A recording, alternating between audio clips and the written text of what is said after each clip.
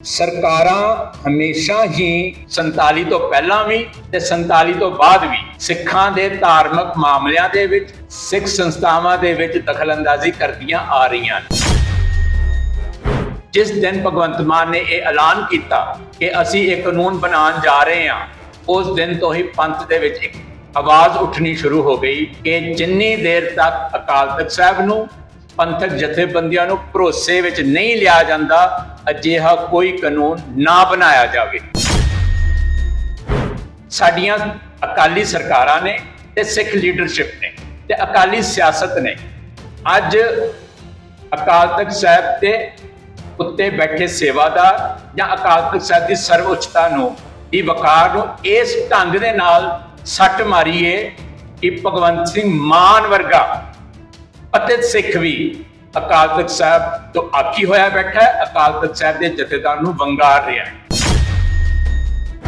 ਪਿਛਲੇ 50 ਸਾਲ ਤੋਂ ਦੇਖਦੇ ਆ ਰਹੇ ਹਾਂ, ਜਦੋਂ ਤੋਂ ਸੰਘਰਸ਼ ਦੇ ਵਿੱਚ ਸਾਡਾ ਵਾਹ ਪਿਆ ਹੈ ਕਿ ਸਰਕਾਰਾਂ ਇਸੇ ਤਰ੍ਹਾਂ ਸਾਨੂੰ ਵੰਡ ਕੇ ਤੇ ਰਾਜ ਕਰਦੀਆਂ ਆ ਰਹੀਆਂ ਨੇ ਔਰ ਆਪਣੀ ਗੱਲ ਪਲੇ ਕਰਦੀਆਂ ਆ ਰਹੀਆਂ ਨੇ, ਆਪਣੇ ਕਾਰਡਸ ਖੇਡਦੀਆਂ ਆ ਰਹੀਆਂ ਨੇ। ਇਸ ਅਸੀਂ ਸਮਝਦੇ ਹੋਏ, ਜਾਣਦੇ ਹੋਏ, ਤਜਰਬੇ ਦੇ ਬਾਵਜੂਦ ਵੀ ਸਰਕਾਰ ਦੀ ਉਸ ਖੇਡ ਦਾ ਹਿੱਸਾ ਬਣ ਜਾਂਦੀਆਂ। ਵਾਹਿਗੁਰੂ ਜੀ ਕਾ ਖਾਲਸਾ, ਵਾਹਿਗੁਰੂ ਜੀ ਕੀ ਫਤਿਹ।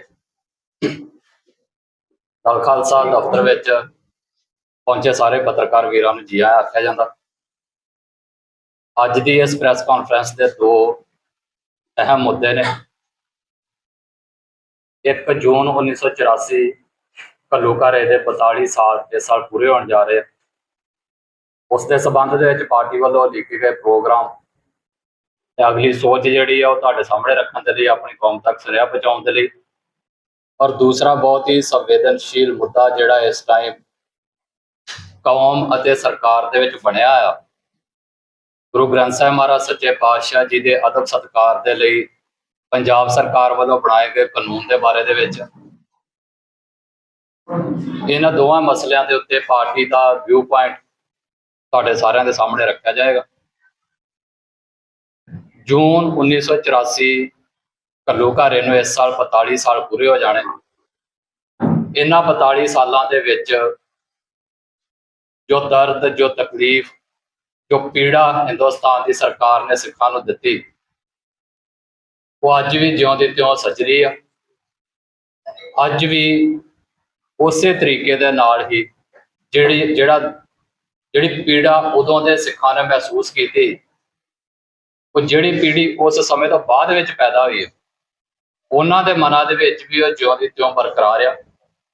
ਔਰ ਇਹ ਰਹਿੰਦੀ ਦੁਨੀਆ ਤੱਕ ਉਵੇਂ ਯਾਦ ਰੱਖੀ ਜਾਵੇਗੀ ਜਿਵੇਂ ਹਿੰਦੂ ਸਮਾਜ ਰਾਵਣ ਨੂੰ ਯਾਦ ਰੱਖਦਾ ਆ, ਉਹਦੇ ਅਤਿਆਚਾਰਾਂ ਨੂੰ ਯਾਦ ਰੱਖਦਾ ਆ, ਉਵੇਂ ਹੀ ਸਿੱਖ ਸਮਾਜ ਰਹਿੰਦੀ ਦੁਨੀਆ ਤੱਕ ਹਿੰਦੁਸਤਾਨ ਦੇ ਇਸ ਹਮਲੇ ਨੂੰ ਹਮੇਸ਼ਾ ਯਾਦ ਰੱਖੂਗਾ। ਔਰ ਇਸ ਹਮਲੇ ਤੋਂ ਬਾਅਦ ਕੌਮ ਵੱਲੋਂ ਲੜੇ ਗਏ ਸੰਘਰਸ਼ ਨੂੰ ਨਿਰੰਤਰ ਜਾਰੀ ਰੱਖੇਗਾ। ਜਿੱਥੇ ਇਸ ਹਮਲੇ ਨੂੰ ਕਰਨ ਦੇ ਲਈ ਚੰਦੂ ਦੀ ਸੋਚ ਦੇ ਵਾਰਸਾਂ ਨੇ ਅੱਗੇ ਗੁਰੂ ਅਰਜਨ ਦੇਵ ਮਹਾਰਾਜ ਸੱਚੇ ਪਾਤਸ਼ਾਹ ਦਾ ਸ਼ਹੀਦੀ ਦਿਹਾੜਾ ਚੁਣਿਆ ਸੀ, ਉਸੇ ਗੁਰੂ ਮਹਾਰਾਜ ਸੱਚੇ ਪਾਤਸ਼ਾਹ ਦੇ ਅਗਲੇ ਸਿੱਖਾਂ ਨੇ ਜੁਝਾਰੂ ਸਪਿਰਿਟ ਦੇ ਨਾਲ ਭਾਰਤੀ ਫੌਜਾਂ ਦਾ ਮੁਕਾਬਲਾ ਵੀ ਕੀਤਾ ਹੈ। ਔਰ ਜਿੱਥੇ ਅਸੀਂ ਆਪਣੇ ਉਸ ਦਰਦ ਨੂੰ ਯਾਦ ਕਰਦੇ ਹਾਂ, ਉਸ ਪੀੜਾ ਨੂੰ ਯਾਦ ਕਰਦੇ ਹਾਂ, ਇਸ ਘੱਲੂਘਾਰੇ ਨੂੰ ਯਾਦ ਕਰਦੇ, ਉੱਥੇ ਸਾਡਾ ਸਿਰ ਝੁਕਦਾ ਆ ਉਹਨਾਂ ਸੂਰਬੀਰ ਯੋਧਿਆਂ ਦੇ ਅੱਗੇ ਜਿਨ੍ਹਾਂ ਨੇ ਹਿੰਦੁਸਤਾਨ ਦੀ ਫੌਜ ਦਾ ਮੁਕਾਬਲਾ ਕੀਤਾ ਸੀ। ਜਿਹੜਾ ਸਿੱਖ ਜੁਝਾਰੂਪਣਾ ਸੀ ਉਹਨੂੰ ਦੁਨੀਆ ਦੇ ਵਿੱਚ ਇੱਕ ਵਾਰ ਫਿਰ ਵਿਖਾਲਿਆ ਸੀ ਔਰ ਇਹ ਸੁਨੇਹਾ ਦਿੱਤਾ ਸੀ ਕਿ ਬੇਸ਼ੱਕ ਸਾਡੇ ਸਾਹਮਣੇ ਅੱਜ ਤੋਂ ਕਈ ਸਦੀਆਂ ਪਹਿਲਾਂ 40 ਦੇ ਸਾਹਮਣੇ ਕਈ ਲੱਖ ਹੋਵੇ, ਦੁਨਿਆਵੀ ਤੌਰ ਦੇ ਉੱਤੇ ਤਾਕਤਾਂ ਅਸਾਵੀਆਂ, ਪਰ ਉਹਦੇ ਬਾਵਜੂਦ ਵੀ ਜਿਹੜੇ ਸਿੱਖ ਆ ਉਹ ਸੱਚ ਲਈ ਖੜਦੇ ਆ, ਆਪਣੇ ਸਵੈ ਮਾਣ ਦੇ ਲਈ, ਆਪਣੇ ਗੁਰੂ ਦੇ ਲਈ ਹਮੇਸ਼ਾ ਲੜਦੇ ਰਹੇ ਨੇ, ਸ਼ਹਾਦਤਾਂ ਪਾਉਂਦੇ ਰਹੇ ਨੇ। ਸੋ ਸਾਡੇ ਇਹਨਾਂ ਯੋਧਿਆਂ ਨੇ ਸੰਤ ਗਿਆਨੀ ਜਰਨੈਲ ਸਿੰਘ ਜੀ ਖਾਲਸਾ ਭਿੰਡਰਾਂਵਾਲੇ, ਭਾਈ ਅਮਰੀਕ ਸਿੰਘ, ਬਾਬਾ ਠਾਰਾ ਸਿੰਘ, ਜਨਰਲ ਸੁਬੇਗ ਸਿੰਘ ਤੇ ਹੋਰ ਸੂਰਬੀਰ ਯੋਧਿਆਂ ਨੇ ਇੱਕ ਵਾਰ ਫੇਰ ਦੁਨੀਆ ਨੂੰ ਇਹ ਸੁਨੇਹਾ ਦਿੱਤਾ ਹੈ ਕਿ ਬੇਸ਼ੱਕ ਸਦੀਆਂ ਬੀਤ ਜਾਣ, ਸਮਾਂ ਲੰਘ ਜਾਵੇ, ਪਰ ਜਿਹੜੀ ਸਾਡੀ ਜੁਝਾਰੂ ਸਪਿਰਿਟ ਆ ਉਹ ਜਿਉਂ ਦੀ ਤਿਉਂ ਬਰਕਰਾਰ ਰਹੇਗੀ। ਔਰ ਉਸ ਹਮਲੇ ਤੋਂ ਬਾਅਦ ਖਾਲਿਸਤਾਨ ਦਾ ਸੰਘਰਸ਼ ਹਥਿਆਰਬੰਦ ਹੋ ਕੇ ਸਿੱਖਾਂ ਨੇ ਤਕਰੀਬਨ 10 ਸਾਲ ਤੋਂ ਵੱਧ ਸਮਾਂ ਲੜਿਆ।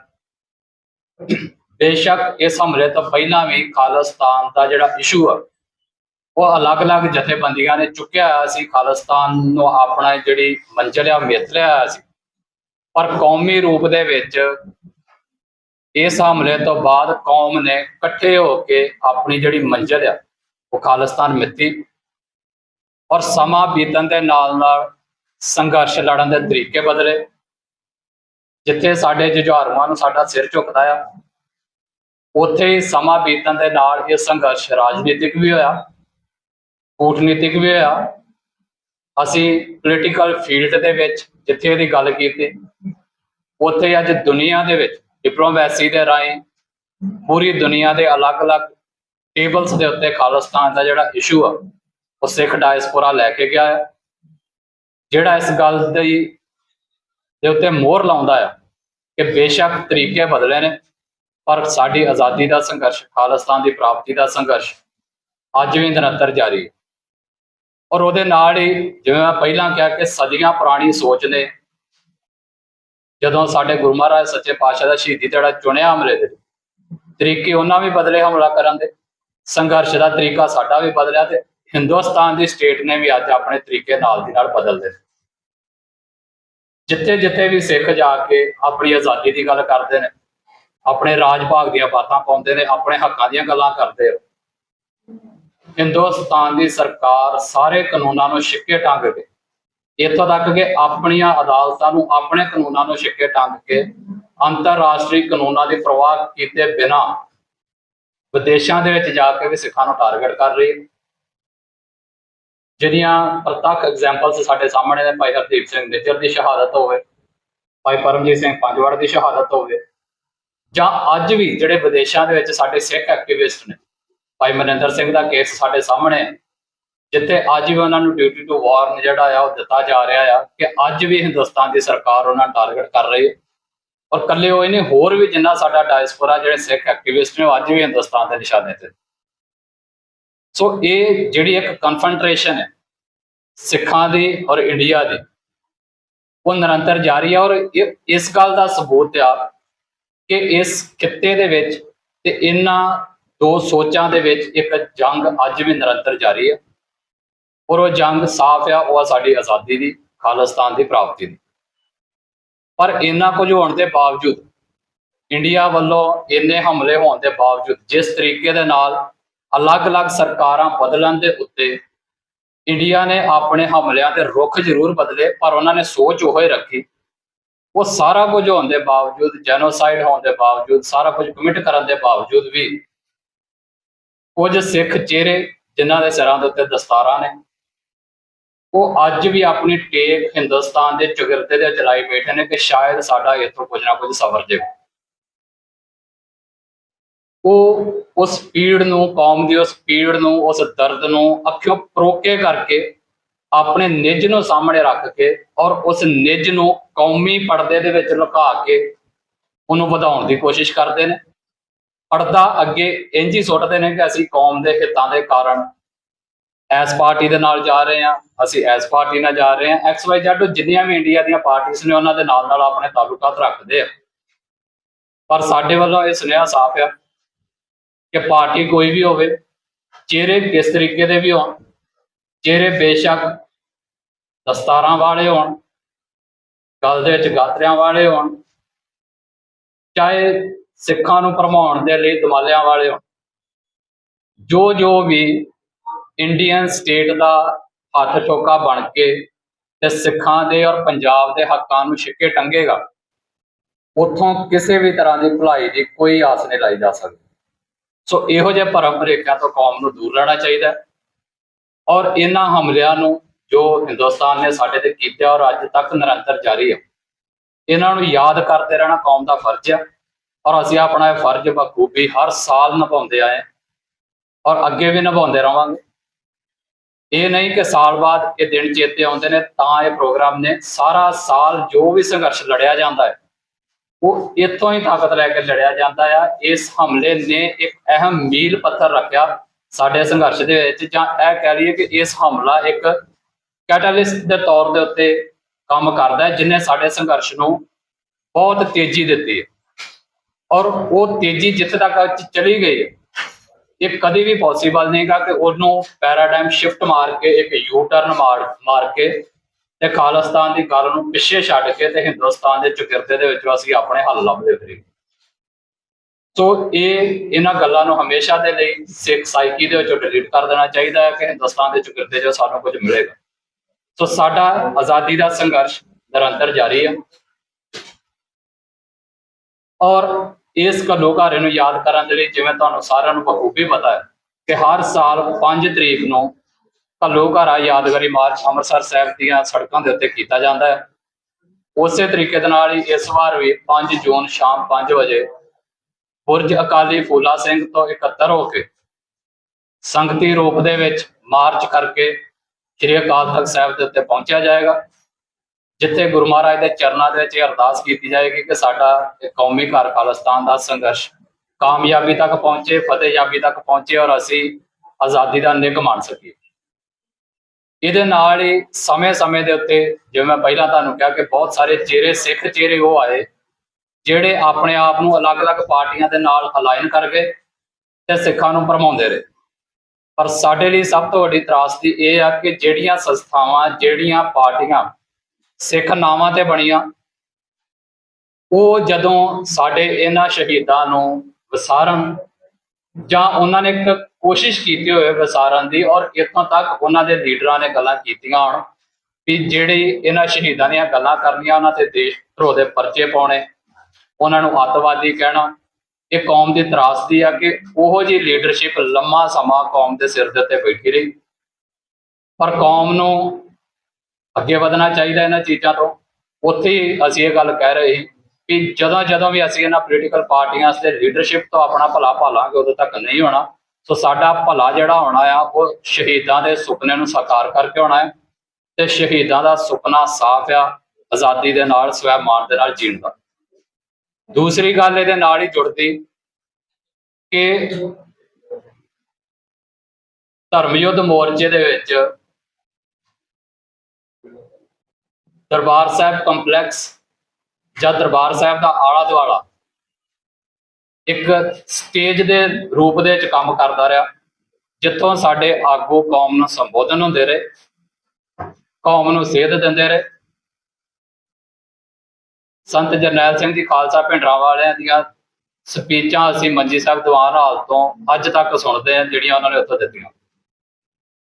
ਔਰ ਉਸ ਧਰਮ ਯੁੱਧ ਮੋਰਚੇ ਤੋਂ ਚੱਲਦਿਆਂ ਆ ਇਸ ਘੱਲੂਘਾਰੇ ਤੱਕ ਕਦਮ ਆਉਂਦੇ ਨੇ, ਔਰ ਇਸੇ ਤੋਂ ਬਾਅਦ ਹੀ ਖਾਲਿਸਤਾਨ ਦਾ ਸੰਘਰਸ਼ ਦੇ ਵਿੱਚ ਹਜ਼ਾਰਾਂ ਨੌਜਵਾਨ, ਬੱਚੇ, ਬੀਬੀਆਂ ਦੀਆਂ ਸ਼ਹਾਦਤਾਂ ਹੁੰਦੀਆਂ, ਜਿੱਥੇ ਕੌਮ ਨੂੰ ਇਸ ਗੱਲ ਦਾ ਮਾਣ ਆ ਕਿ ਸਾਡੇ ਇਹਨਾਂ ਸ਼ਹੀਦਾਂ ਦੀਆਂ, ਜਿਨ੍ਹਾਂ ਨੇ ਉਸ ਸਮੇਂ ਦਰਬਾਰ ਸਾਹਿਬ ਕੰਪਲੈਕਸ ਦੇ ਅੰਦਰ ਰਹਿ ਕੇ ਜੁਝਾਰੂ ਪੁਣੇ ਦੇ ਨਾਲ ਹਿੰਦੁਸਤਾਨ ਦਾ ਮੁਕਾਬਲਾ ਕੀਤਾ ਸੀ, ਹਿੰਦੁਸਤਾਨੀ ਫੌਜ ਦਾ ਮੁਕਾਬਲਾ ਕੀਤਾ ਸੀ, ਅਸੀਂ ਉਹਨਾਂ ਦੀ ਯਾਦਗਾਰ ਦਰਬਾਰ ਸਾਹਿਬ ਕੰਪਲੈਕਸ ਦੇ ਵਿੱਚ ਬਣਾਈ ਹੈ ਕੌਮ ਨੇ।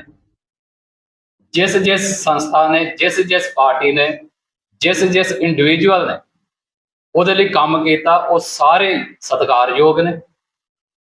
ਉਸ ਕੰਮ ਦੇ ਲਈ, ਉਸ ਜਿਹੜਾ ਇੱਕ ਇਤਿਹਾਸਕ ਅਸੀਂ ਉੱਥੇ ਸਥਾਨ ਬਣਾ ਲਿਆ ਆ, ਉਸ ਦੇ ਲਈ ਕੰਮ ਕਰਨ ਵਾਲਿਆਂ ਨੇ, ਉਸ ਕੰਮ ਦੇ ਲਈ ਉਹਨਾਂ ਸਾਰਿਆਂ ਦੀ ਜਿਹੜੀ ਆ ਉਹ ਅਸੀਂ ਇੱਜ਼ਤ ਕਰਦੇ ਹਾਂ, ਸਤਿਕਾਰ ਕਰਦੇ ਹਾਂ।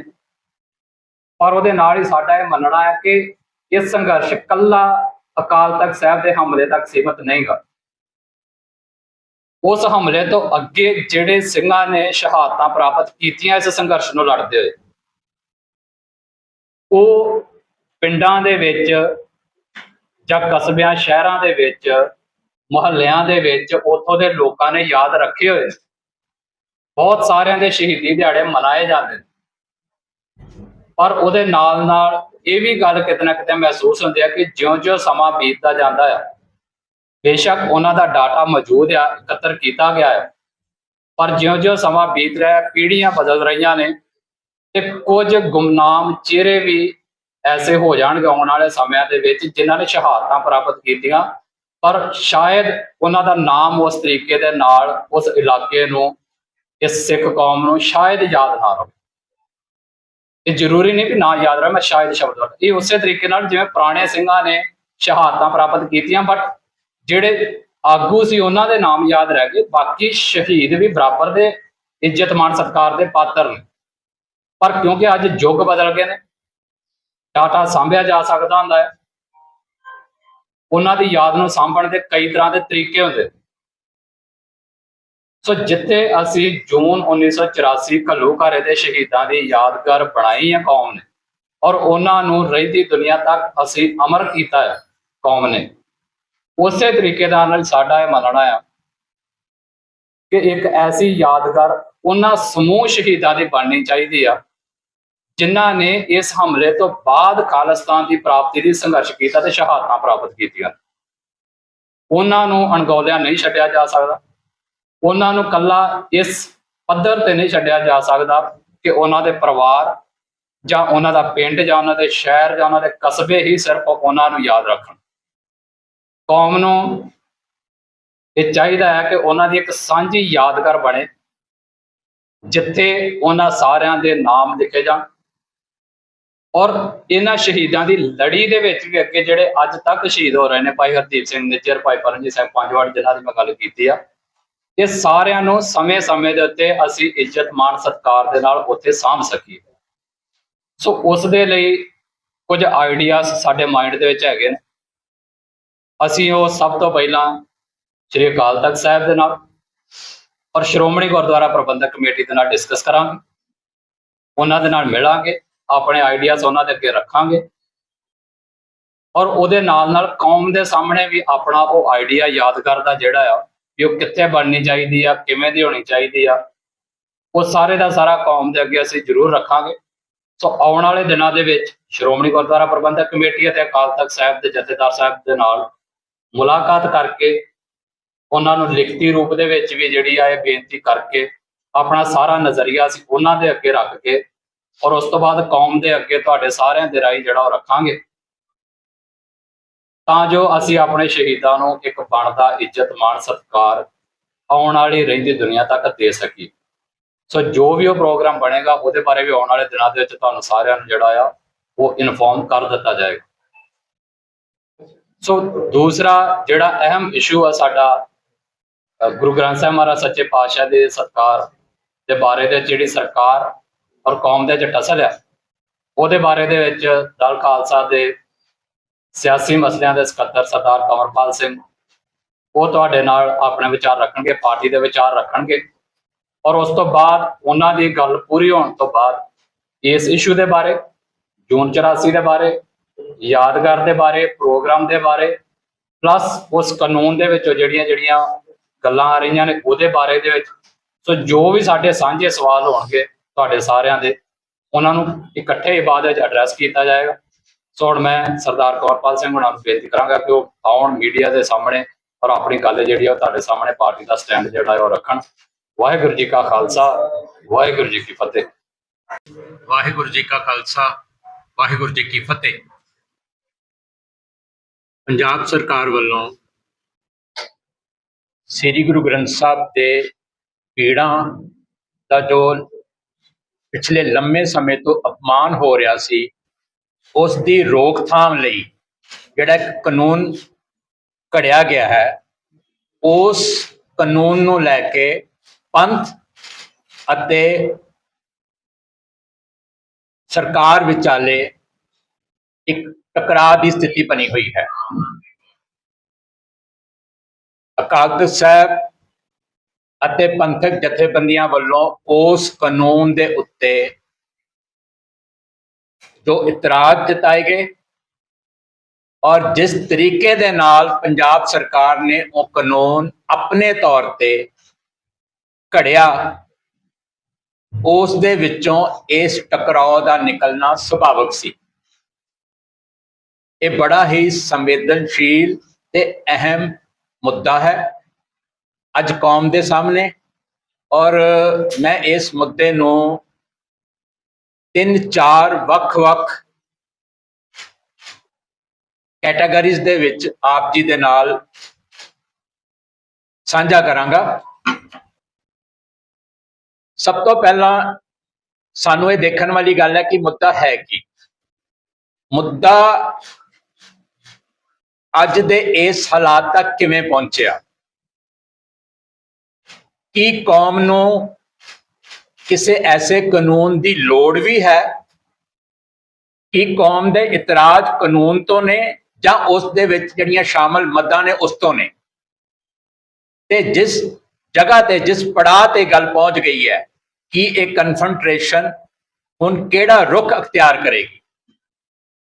ਅਕਾਲ ਤਖਤ ਸਾਹਿਬ ਦੇ ਜਥੇਦਾਰ ਨੇ ਪੰਜਾਬ ਸਰਕਾਰ ਦੇ ਸਪੀਕਰ ਨੂੰ 15 ਦਿਨ ਦਾ ਅਲਟੀਮੇਟਮ ਦਿੱਤਾ ਸੀ। 7 ਦਿਨ ਬੀਤ ਚੁੱਕੇ ਨੇ ਤੇ 7 ਦਿਨ ਹੋਰ ਰਹਿ ਗਏ ਨੇ, ਇੱਕ ਹਫ਼ਤਾ ਹੋਰ ਹੈ। ਔਰ ਇਹ ਗੱਲ ਵੀ ਮੈਂ ਕਲੀਅਰ ਕਰ ਦਿਆਂ, ਕਿਉਂਕਿ ਇਹ ਗੱਲ ਅਖਬਾਰਾਂ ਦੇ ਰਾਹੀਂ ਕਹੀ ਗਈ ਸੀ ਕਿ ਸਪੀਕਰ ਕੋਲ ਕੋਈ ਅਖਤਿਆਰ ਨਹੀਂ ਹੁੰਦਾ ਕਿਸੇ ਕਾਨੂੰਨ ਨੂੰ ਬਦਲਣ ਦਾ ਜਾਂ ਕਿਸੇ ਕਾਨੂੰਨ ਦੇ ਉੱਤੇ ਰੋਕ ਲਗਾਉਣ ਦਾ। ਜਥੇਦਾਰ ਸਾਹਿਬ ਨੇ ਬੜੀ ਕਲੀਅਰ ਗੱਲ ਸਪੀਕਰ ਨੂੰ ਕਹੀ ਸੀ ਕਿ ਤੁਹਾਨੂੰ ਅਸੀਂ ਸਰਕਾਰ ਦਾ ਪ੍ਰਤੀਨਿਧ ਸਮਝਦੇ ਹੋਏ ਸੱਦਿਆ, ਤੁਸੀਂ ਸਾਡਾ ਸੁਨੇਹਾ ਸਰਕਾਰ ਤੱਕ ਲੈ ਕੇ ਜਾਓ। ਇਹ ਗੱਲ ਜਥੇਦਾਰ ਵੀ ਸਭ ਵੀ ਜਾਣਦੇ ਨੇ, ਅਸੀਂ ਵੀ ਜਾਣਦੇ ਹਾਂ, ਔਰ ਹਰ ਕਾਨੂੰਨਦਾਨ ਜਾਣਦਾ ਹੈ ਕਿ ਕਾਨੂੰਨ ਬਦਲਣਾ ਜਾਂ ਉਸ ਦੇ ਅਮਲਾਂ ਉੱਤੇ ਰੋਕ ਲਗਾਉਣ ਦਾ ਜਿਹੜਾ ਅਧਿਕਾਰ ਹੈ ਉਹ ਕੈਬਨਿਟ ਦਾ ਹੁੰਦਾ ਹੈ। ਸੋ ਇਹ ਫੈਸਲਾ ਕੈਬਨਿਟ ਨੇ ਲੈਣਾ ਹੈ। ਸਪੀਕਰ ਰਾਹੀਂ ਤੇ ਸਿਰਫ ਇੱਕ ਸੁਨੇਹਾ ਗਿਆ ਸੀ ਅਕਾਲ ਤਖਤ ਸਾਹਿਬ ਤੋਂ ਸਰਕਾਰ ਨੂੰ। ਦੇਖੋ, ਸਿਧਾਂਤਕ ਰੂਪ ਦੇ ਵਿੱਚ ਸ੍ਰੀ ਗੁਰੂ ਗ੍ਰੰਥ ਸਾਹਿਬ ਦੇ ਜਿਹੜਾ ਸ਼ਬਦ ਗੁਰੂ ਦਾ ਸਿਧਾਂਤ ਹੈ ਉਹਤੇ ਹਮਲੇ ਬਹੁਤ ਚਿਰਾਂ ਤੋਂ ਹੋ ਰਹੇ, ਲੇਕਿਨ ਜਦੋਂ ਦਾ ਸਰਸਾ ਸਾਧ ਦਾ ਅਮਲ ਸਾਹਮਣੇ ਆਇਆ, ਉਸ ਤੋਂ ਬਾਅਦ ਸ੍ਰੀ ਗੁਰੂ ਗ੍ਰੰਥ ਸਾਹਿਬ ਦੀ ਪੀੜਾਂ ਦਾ ਅਪਮਾਨ ਹੋਣਾ ਵੀ ਸ਼ੁਰੂ ਹੋ ਗਿਆ। ਔਰ ਇਸ ਪੱਧਰ ਤੇ ਹੋ ਰਿਹਾ ਹੈ ਕਿ ਥਾਂ ਥਾਂ ਤੇ ਪੀੜਾਂ ਦਾ, ਗੁਟਕੇ ਸਾਹਿਬ ਦਾ ਅਪਮਾਨ ਕਰਕੇ ਕੌਮ ਦੀ ਅਣਖ ਨੂੰ ਵੰਗਾਰਿਆ ਜਾ ਰਿਹਾ।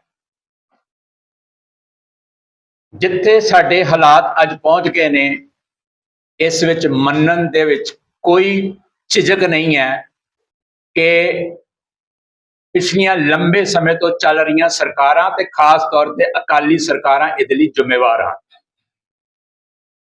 ਸਰਕਾਰਾਂ ਹਮੇਸ਼ਾ ਹੀ 47 ਤੋਂ ਪਹਿਲਾਂ ਵੀ ਤੇ 47 ਤੋਂ ਬਾਅਦ ਵੀ ਸਿੱਖਾਂ ਦੇ ਧਾਰਮਿਕ ਮਾਮਲਿਆਂ ਦੇ ਵਿੱਚ, ਸਿੱਖ ਸੰਸਥਾਵਾਂ ਦੇ ਵਿੱਚ ਦਖਲਅੰਦਾਜ਼ੀ ਕਰਦੀਆਂ ਆ ਰਹੀਆਂ ਨੇ।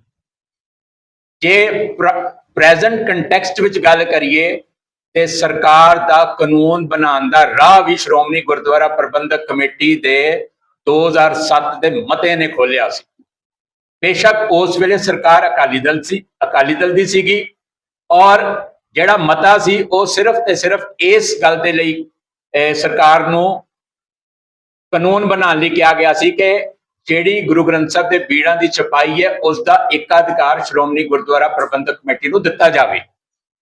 ਪਰ ਦੂਰ ਅੰਦੇਸ਼ੀ ਦੀ ਘਾਟ ਕਾਰਨ ਕਿਸੇ ਨੇ ਵੀ ਉਸ ਵੇਲੇ ਇਹ ਗੱਲ ਨਹੀਂ ਸੋਚੀ ਕਿ ਅੱਜ ਤੁਸੀਂ ਸਰਕਾਰਾਂ ਨੂੰ ਇਹ ਹੱਕ ਦੇ ਰਹੇ ਹੋ ਕਾਨੂੰਨ ਬਣਾਉਣ ਦਾ, ਅਗਲੀਆਂ ਸਰਕਾਰਾਂ ਇਸ ਦੀ ਦੁਰਵਰਤੋਂ ਵੀ ਕਰ ਸਕਦੀਆਂ ਨੇ, ਆਪਣੀ ਮਨਮਰਜ਼ੀ ਦੇ ਕਾਨੂੰਨ ਵੀ ਬਣਾ ਸਕਦੀਆਂ। ਸਿੱਖ ਸਟੂਡੈਂਟ ਫੈਡਰੇਸ਼ਨ ਪਰਮਜੀਤ ਸਿੰਘ ਗਾਜ਼ੀ ਹੋਣਾ ਨੇ ਉਸ ਵੇਲੇ ਦਾ ਨੋਟਿਸ ਲਿਆ ਸੀ, ਬਟ ਅਸੀਂ ਸਾਰੇ ਉਸ ਵੇਲੇ ਅਵੇਸਲੇ ਰਹੇ। ਔਰ ਇਹ ਗੱਲ ਜਿਹੜੀ 2008 ਤੋਂ ਤੁਰਦੀ ਅੱਜ 2026 ਤੇ ਇਸ ਕੰਢੇ ਤੇ ਆ ਕੇ ਖੜੀ ਹੋ ਗਈ ਹੈ ਕਿ ਪੰਥ ਬਨਾਮ ਸਰਕਾਰ ਦੀ ਕਨਫਰੰਟ੍ਰੇਸ਼ਨ ਲਗਭਗ ਤੈਅ ਲੱਗ ਰਹੀ ਹੈ। ਸਰਕਾਰ ਨੇ ਜਿਹੜਾ ਹੁਣ ਅਮੈਂਡਮੈਂਟ ਕੀਤੀ ਹੈ, ਬੇਸ਼ੱਕ ਉਹਨਾਂ ਨੂੰ ਸਿੱਖਾਂ ਦੇ ਹੀ ਇੱਕ ਹਿੱਸੇ ਨੇ ਇਸ ਅਮੈਂਡਮੈਂਟ ਦੇ ਲਈ, ਇਸ ਕਾਨੂੰਨ ਦੇ ਲਈ ਅਪੀਲਾਂ ਕੀਤੀਆਂ ਸੀ। ਉਹਨਾਂ ਅਪੀਲਾਂ ਦੇ ਉੱਤੇ ਕੰਮ ਕਰਦੇ ਹੋਏ ਭਗਵੰਤ ਮਾਨ ਸਰਕਾਰ ਨੇ 2026 ਦੇ 13 ਅਪ੍ਰੈਲ ਨੂੰ ਇੱਕ ਕਾਨੂੰਨ ਲਿਆ ਕੇ ਸਾਹਮਣੇ ਰੱਖਿਆ। ਬਟ ਉਸ ਤੋਂ ਪਹਿਲਾਂ ਦਾ ਅਗਰ ਤੁਸੀਂ ਉਸ ਤੋਂ ਪਹਿਲਾਂ ਦੇ ਦੌਰ ਦੀ ਗੱਲ ਕਰੀਏ ਤੇ ਜਿਸ ਦਿਨ ਭਗਵੰਤ ਮਾਨ ਨੇ ਇਹ ਐਲਾਨ ਕੀਤਾ ਕਿ ਅਸੀਂ ਇਹ ਕਾਨੂੰਨ ਬਣਾਉਣ ਜਾ ਰਹੇ ਹਾਂ, ਉਸ ਦਿਨ ਤੋਂ ਹੀ ਪੰਥ ਦੇ ਵਿੱਚ ਇੱਕ ਆਵਾਜ਼ ਉੱਠਣੀ ਸ਼ੁਰੂ ਹੋ ਗਈ ਕਿ ਜਿੰਨੀ ਦੇਰ ਤੱਕ ਅਕਾਲ ਤਖਤ ਸਾਹਿਬ ਨੂੰ ਪੰਥਕ ਜਥੇਬੰਦੀਆਂ ਨੂੰ ਭਰੋਸੇ ਵਿੱਚ ਨਹੀਂ ਲਿਆ ਜਾਂਦਾ, ਅਜਿਹਾ ਕੋਈ ਕਾਨੂੰਨ ਨਾ ਬਣਾਇਆ ਜਾਵੇ। ਭਗਵੰਤ ਮਾਨ ਤੇ ਉਸ ਦੀ ਸਰਕਾਰ ਨੇ ਉਹ ਸਾਰੀਆਂ ਜਿਹੜੀਆਂ ਅਪੀਲਾਂ ਸੀ, ਦਲੀਲਾਂ ਸੀ, ਔਰ ਖਾਸ ਤੌਰ ਤੇ ਅਕਾਲ ਤਖਤ ਸਾਹਿਬ ਦਾ ਜਿਹੜਾ ਸੰਦੇਸ਼ ਸੀ ਉਸ ਨੂੰ ਦਰਕਨਾਰ ਕਰਕੇ, ਨਜ਼ਰਅੰਦਾਜ਼ ਕਰਕੇ ਆਪ ਮੁਹਾਰੇ ਅੱਗੇ ਹੋ ਕੇ ਇੱਕ ਕਾਨੂੰਨ ਬਣਾਇਆ।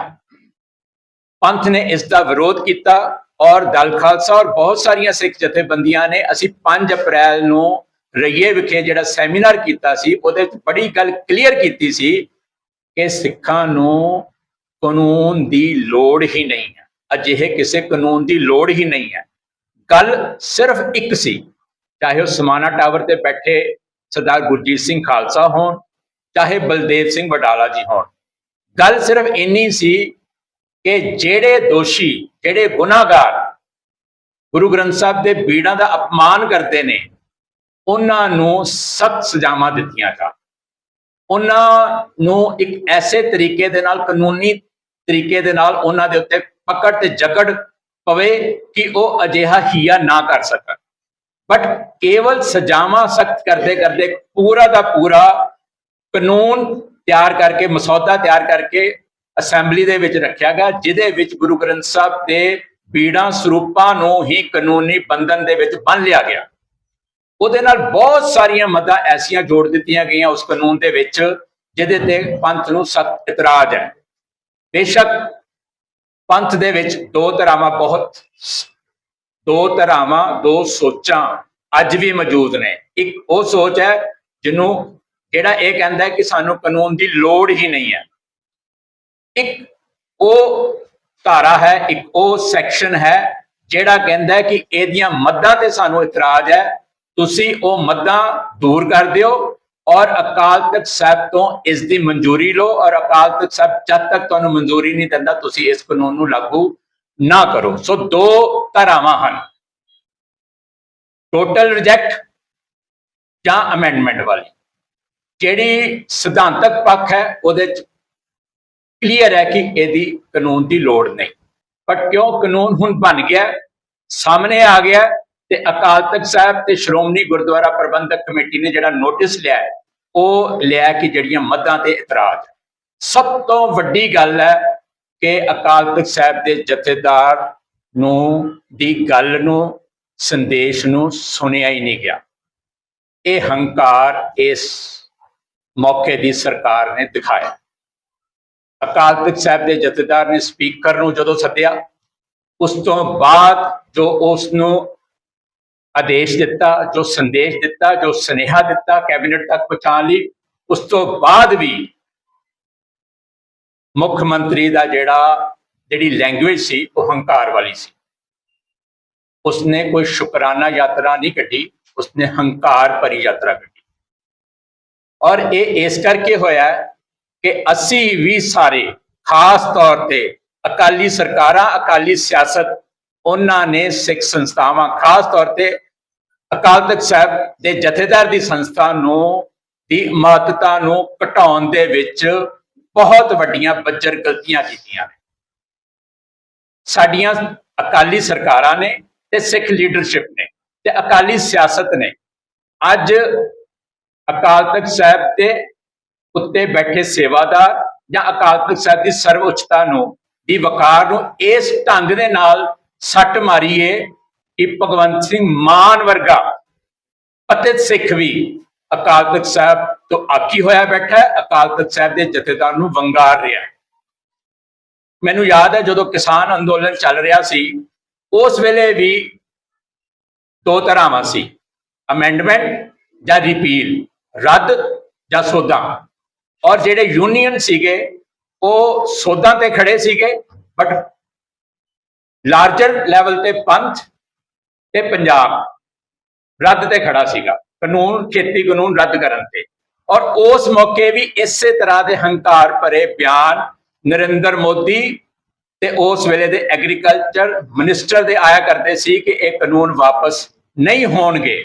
ਉਸੇ ਤਰ੍ਹਾਂ ਦੇ ਲਹਿਜੇ ਦੇ ਵਿੱਚ ਭਗਵੰਤ ਮਾਨ ਨੇ ਵੀ ਅੱਜ ਕਿਹਾ ਕਿ ਇਹ ਕਾਨੂੰਨ ਵਾਪਸ ਨਹੀਂ ਹੋਣਗੇ। ਸੇਮ ਉਦੋਂ ਵੀ ਦੋ ਰਾਹਾਂ ਸੀ, ਅੱਜ ਵੀ ਕੌਮ ਦੇ ਵਿੱਚ ਦੋ ਰਾਹਾਂ ਹੈ। ਬਹੁਤ ਸਾਰਾ ਸਾਡਾ ਵਰਗ ਮਿਡਲ ਆਫ ਦਾ ਰੋਡ ਲੈ ਰਿਹਾ, ਮਿਡਲ ਆਫ ਦਾ ਰੋਡ ਵਿਚਕਾਰਲਾ ਰਾਹ ਲੈ ਰਿਹਾ ਕਿ ਜਿਹੜੇ ਇਤਰਾਜ਼ ਨੇ ਅਗਰ ਸਰਕਾਰ ਦੂਰ ਕਰ ਦੇਵੇ ਤੇ ਅਸੀਂ ਸ਼ਾਇਦ ਇਹਨੂੰ ਪ੍ਰਵਾਨ ਕਰ ਲਈਏ। ਪਰ ਮੈਨੂੰ ਲੱਗਦਾ ਹੈ ਕਿ ਅਕਾਲ ਤਖ਼ਤ ਸਾਹਿਬ ਦੇ ਜਥੇਦਾਰ ਦੇ ਕੋਲ 7 ਦਿਨ ਬਾਕੀ ਨੇ, ਉਹਨਾਂ ਨੂੰ ਪੰਥਕ ਤੌਰ ਤੇ ਇਹ ਗੱਲ ਦ੍ਰਿੜਤਾ ਦੇ ਨਾਲ ਫੈਸਲਾ ਕਰ ਲੈਣਾ ਚਾਹੀਦਾ ਹੈ ਕਿ ਕਾਨੂੰਨ ਚਾਹੀਦਾ ਵੀ ਹੈ ਕਿ ਨਹੀਂ ਚਾਹੀਦਾ। ਜਸਟਿਸ ਸੋਢੀ ਨੇ ਭਗਵੰਤ ਸਿੰਘ ਮਾਨ ਦੀ ਸਰਕਾਰ ਵੱਲੋਂ ਇਸ ਕਾਨੂੰਨ ਨੂੰ ਬਣਾਉਣ ਤੋਂ ਪਹਿਲਾਂ ਹੀ ਕਲੀਅਰ ਕਰ ਦਿੱਤਾ ਸੀ ਕਿ ਫੇਥ ਦੇ ਪ੍ਰੈਕਟਿਸ ਲਈ ਕਿਸੇ ਕਾਨੂੰਨ ਦੀ ਲੋੜ ਨਹੀਂ ਹੈ। ਕੱਲ ਉਹ ਜਥੇਦਾਰ ਸਾਹਿਬ ਨੂੰ ਮਿਲ ਕੇ ਵੀ ਗਏ ਹੈ। ਮੈਨੂੰ ਲੱਗਦਾ ਹੈ ਕਿ ਜਥੇਦਾਰ ਸਾਹਿਬ ਨੂੰ ਵੀ ਇਸ ਪ੍ਰਥਾਏ ਗੱਲ ਕਲੀਅਰ ਆਪਣੇ ਅੰਦਰ ਵੀ ਤੇ ਆਪਣੀਆਂ ਸੰਸਥਾਵਾਂ ਦੇ ਕੋਲੋਂ ਵੀ ਇਹ ਗੱਲ ਪੁੱਛ ਲੈਣੀ ਚਾਹੀਦੀ ਹੈ ਕਿ ਕੌਮ ਨੂੰ ਕਾਨੂੰਨ ਚਾਹੀਦਾ ਵੀ ਹੈ ਕਿ ਨਹੀਂ ਚਾਹੀਦਾ। ਹੁਣ ਗੱਲ ਆਉਂਦੀ ਹੈ ਕਿ ਟਕਰਾਅ ਵੱਲ ਜਿਵੇਂ ਵੱਧ ਰਹੀ ਹੈ ਗੱਲ, ਟਕਰਾਅ ਦੇ ਵਿੱਚ ਜਿਹੜੀ ਸਭ ਤੋਂ ਡੇਂਜਰਸ ਗੱਲ ਹੈ ਉਹ ਇਹ ਹੈ ਕਿ ਕੌਮ ਦਾ ਹੀ ਇੱਕ ਹਿੱਸਾ ਸਰਕਾਰ ਵੱਲ ਖੜਾ ਹੈ। ਅਸੀਂ ਸ਼ੁਰੂ ਤੋਂ ਇਹ ਗੱਲ ਸੁਣਦੇ ਆ ਰਹੇ ਹਾਂ ਕਿ ਗੋਰਿਆਂ ਦੀ divide and rule the policy ਸੀ, ਉਹਨੇ ਹਿੰਦੁਸਤਾਨੀਆਂ ਨੂੰ ਇੱਥੋਂ ਦੇ ਲੋਕਾਂ ਨੂੰ ਵੰਡ ਕੇ ਰਾਜ ਕੀਤਾ। ਸੇਮ ਪਾਲਿਸੀ ਹਿੰਦੁਸਤਾਨ ਦੀ ਲੀਡਰਸ਼ਿਪ ਨੇ ਅਡਾਪਟ ਕੀਤੀ ਔਰ ਅਸੀਂ ਪਿਛਲੇ 50 ਸਾਲ ਤੋਂ ਦੇਖਦੇ ਆ ਰਹੇ ਹਾਂ, ਜਦੋਂ ਤੋਂ ਸੰਘਰਸ਼ ਦੇ ਵਿੱਚ ਸਾਡਾ ਵਾਹ ਪਿਆ ਕਿ ਸਰਕਾਰਾਂ ਇਸੇ ਤਰ੍ਹਾਂ ਸਾਨੂੰ ਵੰਡ ਕੇ ਤੇ ਰਾਜ ਕਰਦੀਆਂ ਆ ਰਹੀਆਂ ਨੇ ਔਰ ਆਪਣੀ ਗੱਲ ਪਲੇ ਕਰਦੀਆਂ ਆ ਰਹੀਆਂ ਨੇ, ਆਪਣੇ ਕਾਰਡਸ ਖੇਡਦੀਆਂ ਆ ਰਹੀਆਂ ਨੇ। ਇਸ ਅਸੀਂ ਸਮਝਦੇ ਹੋਏ, ਜਾਣਦੇ ਹੋਏ, ਤਜਰਬੇ ਦੇ ਬਾਵਜੂਦ ਵੀ ਸਰਕਾਰ ਦੀ ਉਸ ਖੇਡ ਦਾ ਹਿੱਸਾ ਬਣ ਜਾਂਦੇ ਆ। ਸਮਝ ਨਹੀਂ ਆਉਂਦੀ ਕਿ ਕਿਉਂ ਅਸੀਂ ਇਹ ਗੱਲ ਨਹੀਂ ਸਮਝਦੇ ਕਿ ਸਰਕਾਰ ਸਾਡੇ ਪੰਥ ਦੇ ਵਿੱਚ ਪਾੜ ਪਾ ਰਹੀ ਹੈ, ਸਾਨੂੰ ਵੰਡ ਰਹੀ ਹੈ। ਔਰ ਦੂਸਰੇ ਤਰਫ ਜਿਹੜੇ ਖੜੇ ਨੇ ਉਹਨਾਂ ਦੇ ਵਿੱਚ ਸਭ ਤੋਂ ਜਿਹੜੀ ਅਹਿਮ ਪਦਵੀ ਤੇ ਰਹੇ ਨੇ ਉਹ ਗਿਆਨੀ ਰਘਬੀਰ ਸਿੰਘ ਰਹੇ। ਅਸੀਂ ਬਹੁਤ ਸਤਿਕਾਰ ਕਰਦੇ ਹਾਂ ਉਹਨਾਂ ਦਾ, ਕਿਉਂਕਿ ਉਹਨਾਂ ਨੇ 2 ਦਸੰਬਰ ਦਾ ਜਿਹੜਾ ਇਤਿਹਾਸਿਕ ਫੈਸਲਾ ਸੀ, ਜਿਹੜਾ ਇੱਕ ਅਕਾਲ ਤਖ਼ਤ ਸਾਹਿਬ ਦਾ ਆਭਾ ਸੀ, ਉਹ ਕੁੱਲ ਦੁਨੀਆ ਨੇ ਦੇਖਿਆ। ਔਰ ਉਸ ਤੋਂ ਬਾਅਦ ਜਿਸ ਤਰੀਕੇ ਦੇ ਨਾਲ ਉਹਨਾਂ ਨੂੰ ਹਿਊਮਿਲੇਟ ਕਰਕੇ ਅਕਾਲੀ ਦਲ ਨੇ ਉਹਨਾਂ ਨੂੰ ਉਹਨਾਂ ਦੀਆਂ ਪਦਵੀਆਂ ਤੋਂ ਫਾਰਗ ਕੀਤਾ, ਉਸ ਤੋਂ ਬਾਅਦ ਵੀ ਇੱਕ ਸਮਾਂ ਆਇਆ ਜਦੋਂ ਗਿਆਨੀ ਰਘਬੀਰ ਸਿੰਘ ਭੈਭੀਤ ਹੋ ਕੇ ਕਿ ਉਹਨਾਂ ਦੀ ਸਰਵਿਸਿਜ਼ ਨਾ ਚਲੀਆਂ ਜਾਣ, ਉਹ ਚੁੱਪ ਕਰ ਗਏ। ਔਰ ਜਦੋਂ ਉਹਨਾਂ ਦੀਆਂ ਸਰਵਿਸਿਜ਼ ਖੋਲੀਆਂ ਗਈਆਂ ਫਿਰ ਉਹਨਾਂ ਨੇ ਇਹ ਗੱਲ ਕਰਨੀ ਸ਼ੁਰੂ ਕੀਤੀ ਕਿ ਬਾਦਲ ਤੇ ਬਾਦਲ ਦਾ ਪਰਿਵਾਰ ਤੇ ਬਾਦਲ ਦਾ ਜਿਹੜਾ ਦਲ ਹੈ ਉਹ ਇਹਨਾਂ ਸਾਰੇ ਖਰਾਬਾਂ ਦੇ ਵਿੱਚ, ਜਿਹੜੇ ਪੰਥ ਦੇ ਵਿੱਚ ਖਰਾਬੇ ਪਏ ਨੇ, ਉਹਦੇ ਲਈ ਜ਼ਿੰਮੇਵਾਰ ਹੈ। ਜਥੇਦਾਰ ਸਾਹਿਬ ਇਹ ਗੱਲਾਂ ਪਹਿਲਾਂ ਵੀ ਇਦਾਂ ਹੀ ਸੀ। ਖਰਾਬਾ ਉਹਨਾਂ ਨੇ ਅੱਜ ਨਹੀਂ ਕੀਤਾ, ਉਹਨਾਂ ਨੇ ਉਹ ਉਦੋਂ ਵੀ ਖਰਾਬਾ ਕਰ ਰਹੇ ਸੀ ਜਦੋਂ ਤੁਸੀਂ ਜਥੇਦਾਰ ਸੀ, ਜਦੋਂ ਤੁਸੀਂ ਹੈੱਡ ਗ੍ਰੰਥੀ ਸੀ। ਉਹ ਉਦੋਂ ਵੀ ਖਰਾਬਾ ਕਰ ਰਹੇ ਸੀ ਜਦੋਂ ਜਥੇਦਾਰ ਜੋਗਿੰਦਰ ਸਿੰਘ ਬਦੰਤੀ ਜਥੇਦਾਰ ਸੀ, ਜਦੋਂ ਗਿਆਨੀ ਹਰਪ੍ਰੀਤ ਸਿੰਘ ਜਥੇਦਾਰ ਸੀ। ਤੁਸੀਂ ਉਦੋਂ ਪਦਵੀ ਤੇ ਬੈਠੇ ਹੋਏ ਨਹੀਂ ਬੋਲੇ। ਜੇ ਬੋਲੇ ਹੁੰਦੇ ਤੇ ਅੱਜ ਸ਼ਾਇਦ ਅੱਜ ਦੇ ਹਾਲਾਤਾਂ ਦੇ ਵਿੱਚ ਕੌਮ ਨੂੰ ਨਮੋਸ਼ੀ ਦਾ ਸਾਹਮਣਾ ਨਾ ਕਰਨਾ ਪੈਂਦਾ। ਦੂਜੀ ਜਗ੍ਹਾ ਤੇ ਹੈਗੇ ਨੇ ਗਿਆਨੀ ਬਲਦੇਵ ਸਿੰਘ ਵਡਾਲਾ ਰਾਗੀ, ਉਹਨਾਂ ਦਾ ਵੀ ਸਤਿਕਾਰ ਹੈ। ਉਹ ਸੱਚਖੰਡ ਦੇ ਹਜ਼ੂਰੀ ਰਾਗੀ ਰਹੇ ਨੇ, ਗੁਰਬਾਣੀ ਦੇ ਗਿਆਤਾ ਨੇ, ਉਹਨਾਂ ਨੂੰ ਸਮਝ ਹੈ। ਪਰ ਇਹ ਗੱਲ ਉਹ ਕਿਉਂ ਨਹੀਂ ਸਮਝਦੇ ਕਿ ਉਹ ਸਰਕਾਰ ਉਹਨਾਂ ਨੂੰ ਆਪਣੇ ਪਾਲੇ ਵਿੱਚ ਰੱਖ ਕੇ ਵਰਤ ਰਹੀ ਹੈ, ਆਪਣੀ ਹੀ ਕੌਮ, ਆਪਣੇ ਹੀ ਪੰਥ ਦੇ ਵਿੱਚ ਪਾੜਾ ਪਾਉਣ ਦੇ ਲਈ ਵਰਤ ਰਹੀ ਹੈ। ਦੇਖੋ, ਗਿਆਨੀ ਰਘਬੀਰ ਸਿੰਘ ਹੋਣ, ਭਾਈ ਬਲਦੇਵ ਸਿੰਘ ਵਡਾਲਾ ਹੋਣ, ਉਹਨਾਂ ਦੀ ਖਾਸ ਤੌਰ ਤੇ ਭਾਈ ਬਲਦੇਵ ਸਿੰਘ ਵਡਾਲਾ ਦੀ ਜਿਹੜੀ ਸ਼ਬਦਾਵਲੀ ਹੈ ਨਾ, ਜਥੇਦਾਰ ਪ੍ਰਤੀ, ਪੰਥਕ ਜਥੇਬੰਦੀਆਂ ਪ੍ਰਤੀ ਜਿਹੜੇ ਵਿਰੋਧ ਕਰ ਰਹੇ ਨੇ ਕਾਨੂੰਨ ਦਾ, ਉਹਨਾਂ ਪ੍ਰਤੀ ਬਹੁਤ ਮੰਦਭਾਗੀ ਹੈ, ਅਪਸ਼ਬਦ ਬੋਲ ਰਹੇ ਨੇ। ਉਹਨਾਂ ਨੂੰ ਇੰਨੀ ਦੂਰ ਨਹੀਂ ਨਿਕਲ ਜਾਣਾ ਚਾਹੀਦਾ ਕਿ ਘਰ ਵਾਪਸੀ ਨਾ ਮੁੜ ਕੇ ਔਖੀ ਹੋ ਜਾਵੇ। ਉਹਨਾਂ ਨੂੰ ਚਾਹੀਦਾ ਕਿ ਠੀਕ ਹੈ, ਅਗਰ ਉਹਨਾਂ ਨੂੰ ਲੱਗਦਾ ਕਿ ਕਾਨੂੰਨ ਠੀਕ ਬਣੇ ਨੇ, ਆਪਣੀ ਗੱਲ ਕਹਿਣ। ਅਗਰ ਉਹਨਾਂ ਨੇ ਸਰਕਾਰ ਦਾ ਸਾਥ ਦੇਣਾ ਤੇ ਸਭਿਅਕ ਤਰੀਕੇ ਦੇ ਨਾਲ ਦੇਣ। ਪਰ ਇਹ ਗੱਲ ਕਿਉਂ ਭੁੱਲਦੇ ਨੇ ਕਿ ਦੂਜੇ ਪਾਸੇ ਅਕਾਲ ਤਖ਼ਤ ਤੇ ਕੌਮ ਦਾ ਬਹੁਤ ਵੱਡਾ ਹਿੱਸਾ ਖੜਾ ਹੈ। ਹੁਣ ਭਗਵੰਤ ਮਾਨ ਨੂੰ ਵੀ ਲੱਗਦਾ ਕਿ ਜਥੇਦਾਰ ਕੁਲਦੀਪ ਸਿੰਘ ਜੋ ਕੁਝ ਕਰ ਰਹੇ ਨੇ ਉਹਦੇ ਪਿੱਛੇ ਬਾਦਲ ਹੈ। ਇਹੀ ਚੀਜ਼ ਗਿਆਨੀ ਰਘਬੀਰ ਸਿੰਘ ਨੂੰ ਵੀ ਲੱਗਦੀ ਹੈ, ਇਹੀ ਚੀਜ਼ ਭਾਈ ਬਲਦੇਵ ਸਿੰਘ ਵਡਾਲਾ ਨੂੰ ਵੀ ਲੱਗਦੀ ਹੈ। ਭਾਈ ਇਹ ਤਾਂ ਸਾਰਿਆਂ ਨੂੰ ਪਤਾ ਸੀਗਾ, ਔਰ ਇਹ ਅੱਜ ਦੀ ਗੱਲ ਹੈ। ਅਸੀਂ ਤਾਂ 50 ਸਾਲ ਤੋਂ ਦੇਖਦੇ ਪਏ ਹਾਂ ਕਿ ਅਕਾਲੀ ਦਲ ਦੀ ਸਲਾਹ ਮਸ਼ਵਰੇ ਦੇ ਨਾਲ ਸ਼੍ਰੋਮਣੀ ਗੁਰਦੁਆਰਾ ਪ੍ਰਬੰਧਕ ਕਮੇਟੀ ਹੀ ਜਥੇਦਾਰਾਂ ਨੂੰ ਥਾਪਦੀ ਆਈ ਹੈ। ਉਹ ਭਾਈ ਰਣਜੀਤ ਸਿੰਘ ਨੂੰ ਵੀ ਇਹਨਾਂ ਨੇ ਥਾਪਿਆ ਸੀ, ਬਦੰਤੀ ਸਾਹਿਬ ਨੂੰ ਵੀ ਇਹਨਾਂ ਨੇ ਥਾਪਿਆ ਸੀ, ਗਿਆਨੀ ਰਘਬੀਰ ਸਿੰਘ ਨੂੰ ਵੀ ਇਹਨਾਂ ਨੇ ਥਾਪਿਆ ਸੀ, ਗਿਆਨੀ ਹਰਪ੍ਰੀਤ ਸਿੰਘ ਨੂੰ ਵੀ ਇਹਨਾਂ ਨੇ ਥਾਪਿਆ ਸੀ, ਗਿਆਨੀ ਪੂਰਨ ਸਿੰਘ ਨੂੰ ਵੀ ਇਹਨਾਂ ਨੇ ਥਾਪਿਆ, ਸ਼ਾਇਦ ਭਾਈ ਜਸਵੀਰ ਸਿੰਘ ਰੋਡੇ ਨੂੰ, ਪ੍ਰੋਫੈਸਰ ਦਰਸ਼ਨ ਸਿੰਘ ਨੂੰ, ਸਭ ਨੂੰ ਸ਼੍ਰੋਮਣੀ ਗੁਰਦੁਆਰਾ ਪ੍ਰਬੰਧਕ ਕਮੇਟੀ ਨੇ ਥਾਪਿਆ। ਜਿਵੇਂ ਕਿ ਸਮੇਂ ਦੀਆਂ ਸਰਕਾਰਾਂ ਰਾਸ਼ਟਰਪਤੀ ਨੂੰ ਨਾਮਜ਼ਦ ਕਰਦੀਆਂ ਨੇ, ਉਹਨਾਂ ਨੂੰ ਖੜਾ ਕਰਦੀਆਂ ਨੇ, ਫਿਰ ਇੱਕ ਇਲੈਕਟੋਰਲ ਜਿਹੜਾ ਕਾਲਜ ਹੈ, ਸਿਸਟਮ ਹੈ ਜਿਹੜਾ ਇੰਡੀਆ ਦਾ ਬਣਿਆ, ਉਹ ਵੋਟਾਂ ਪਾ ਕੇ ਉਹਨਾਂ ਨੂੰ ਰਾਸ਼ਟਰਪਤੀ ਲਈ ਚੁਣਦਾ ਹੈ। ਯਾਨੀ ਭਗਵੰਤ ਸਿੰਘ ਮਾਨ ਪਿਛਲੇ ਦਿਨਾਂ ਦੇ ਵਿੱਚ ਰਾਸ਼ਟਰਪਤੀ ਕੋਲ ਸ਼ਿਕਾਇਤ ਲੈ ਕੇ ਗਏ, ਪੂਰੇ ਲਾਮ ਲਸ਼ਕਰ ਦੇ ਨਾਲ ਸ਼ਿਕਾਇਤ ਲੈ ਕੇ ਗਏ, ਔਰ ਉਹਨਾਂ ਨੇ ਜਾ ਕੇ ਕਿਹਾ ਕਿ ਮੇਰੇ ਨਾਲ ਵਧੀਕੀ ਹੋਈ ਹੈ, ਸੰਵਿਧਾਨਕ ਵਧੀਕੀ ਹੋਈ ਹੈ। ਉਹਨਾਂ ਨੂੰ ਗਿਆਨੀ ਕੁਲਦੀਪ ਸਿੰਘ ਦੇ ਮਗਰ ਤਾਂ ਬਾਦਲ ਦਿਖ ਗਏ, ਉਹਨਾਂ ਨੂੰ ਰਾਸ਼ਟਰਪਤੀ ਦੇ ਮਗਰ ਨਰਿੰਦਰ ਮੋਦੀ ਤੇ ਅਮਿਤ ਸ਼ਾਹ ਨਹੀਂ ਦਿਖੇ। ਉਹ ਵੀ ਤਾਂ ਸਰਕਾਰ ਦੇ ਬਣਾਏ ਹੋਈ ਰਾਸ਼ਟਰਪਤੀ ਨੇ, ਉਹਨਾਂ ਨੂੰ ਵੀ ਤੇ ਇਸੇ ਸਰਕਾਰ ਨੇ ਹੀ ਰਾਸ਼ਟਰਪਤੀ ਬਣਾਇਆ। ਉਹਨਾਂ ਨੇ ਬਾਹਰ ਆ ਕੇ ਕਿਉਂ ਨਹੀਂ ਕਿਹਾ ਕਿ ਮੈਂ ਰਾਸ਼ਟਰਪਤੀ ਨੂੰ ਮਿਲਿਆ, ਪਰ ਰਾਸ਼ਟਰਪਤੀ ਕਿਉਂਕਿ ਭਾਜਪਾ ਦੇ ਬਣਾਏ ਹੋਏ ਸੀਗੇ, ਇਸ ਕਰਕੇ ਉਹਨਾਂ ਨੇ ਮੇਰੀ ਸੁਣੀ ਨਹੀਂ। ਇੱਥੇ ਤੇ ਉਹ ਬੋਲ ਗਏ ਕਿ ਗਿਆਨੀ ਕੁਲਦੀਪ ਸਿੰਘ ਬਾਦਲਾਂ ਦੇ ਇਸ਼ਾਰੇ ਤੇ ਚੱਲ ਰਹੇ ਨੇ। ਦੇਖੋ ਭਗਵੰਤ ਸਿੰਘ ਮਾਨ ਜੀ, ਅਸੀਂ ਤੁਹਾਨੂੰ ਬੜੇ ਸਪਸ਼ਟ ਤਰੀਕੇ ਨਾਲ ਕਹਿੰਦੇ ਆ,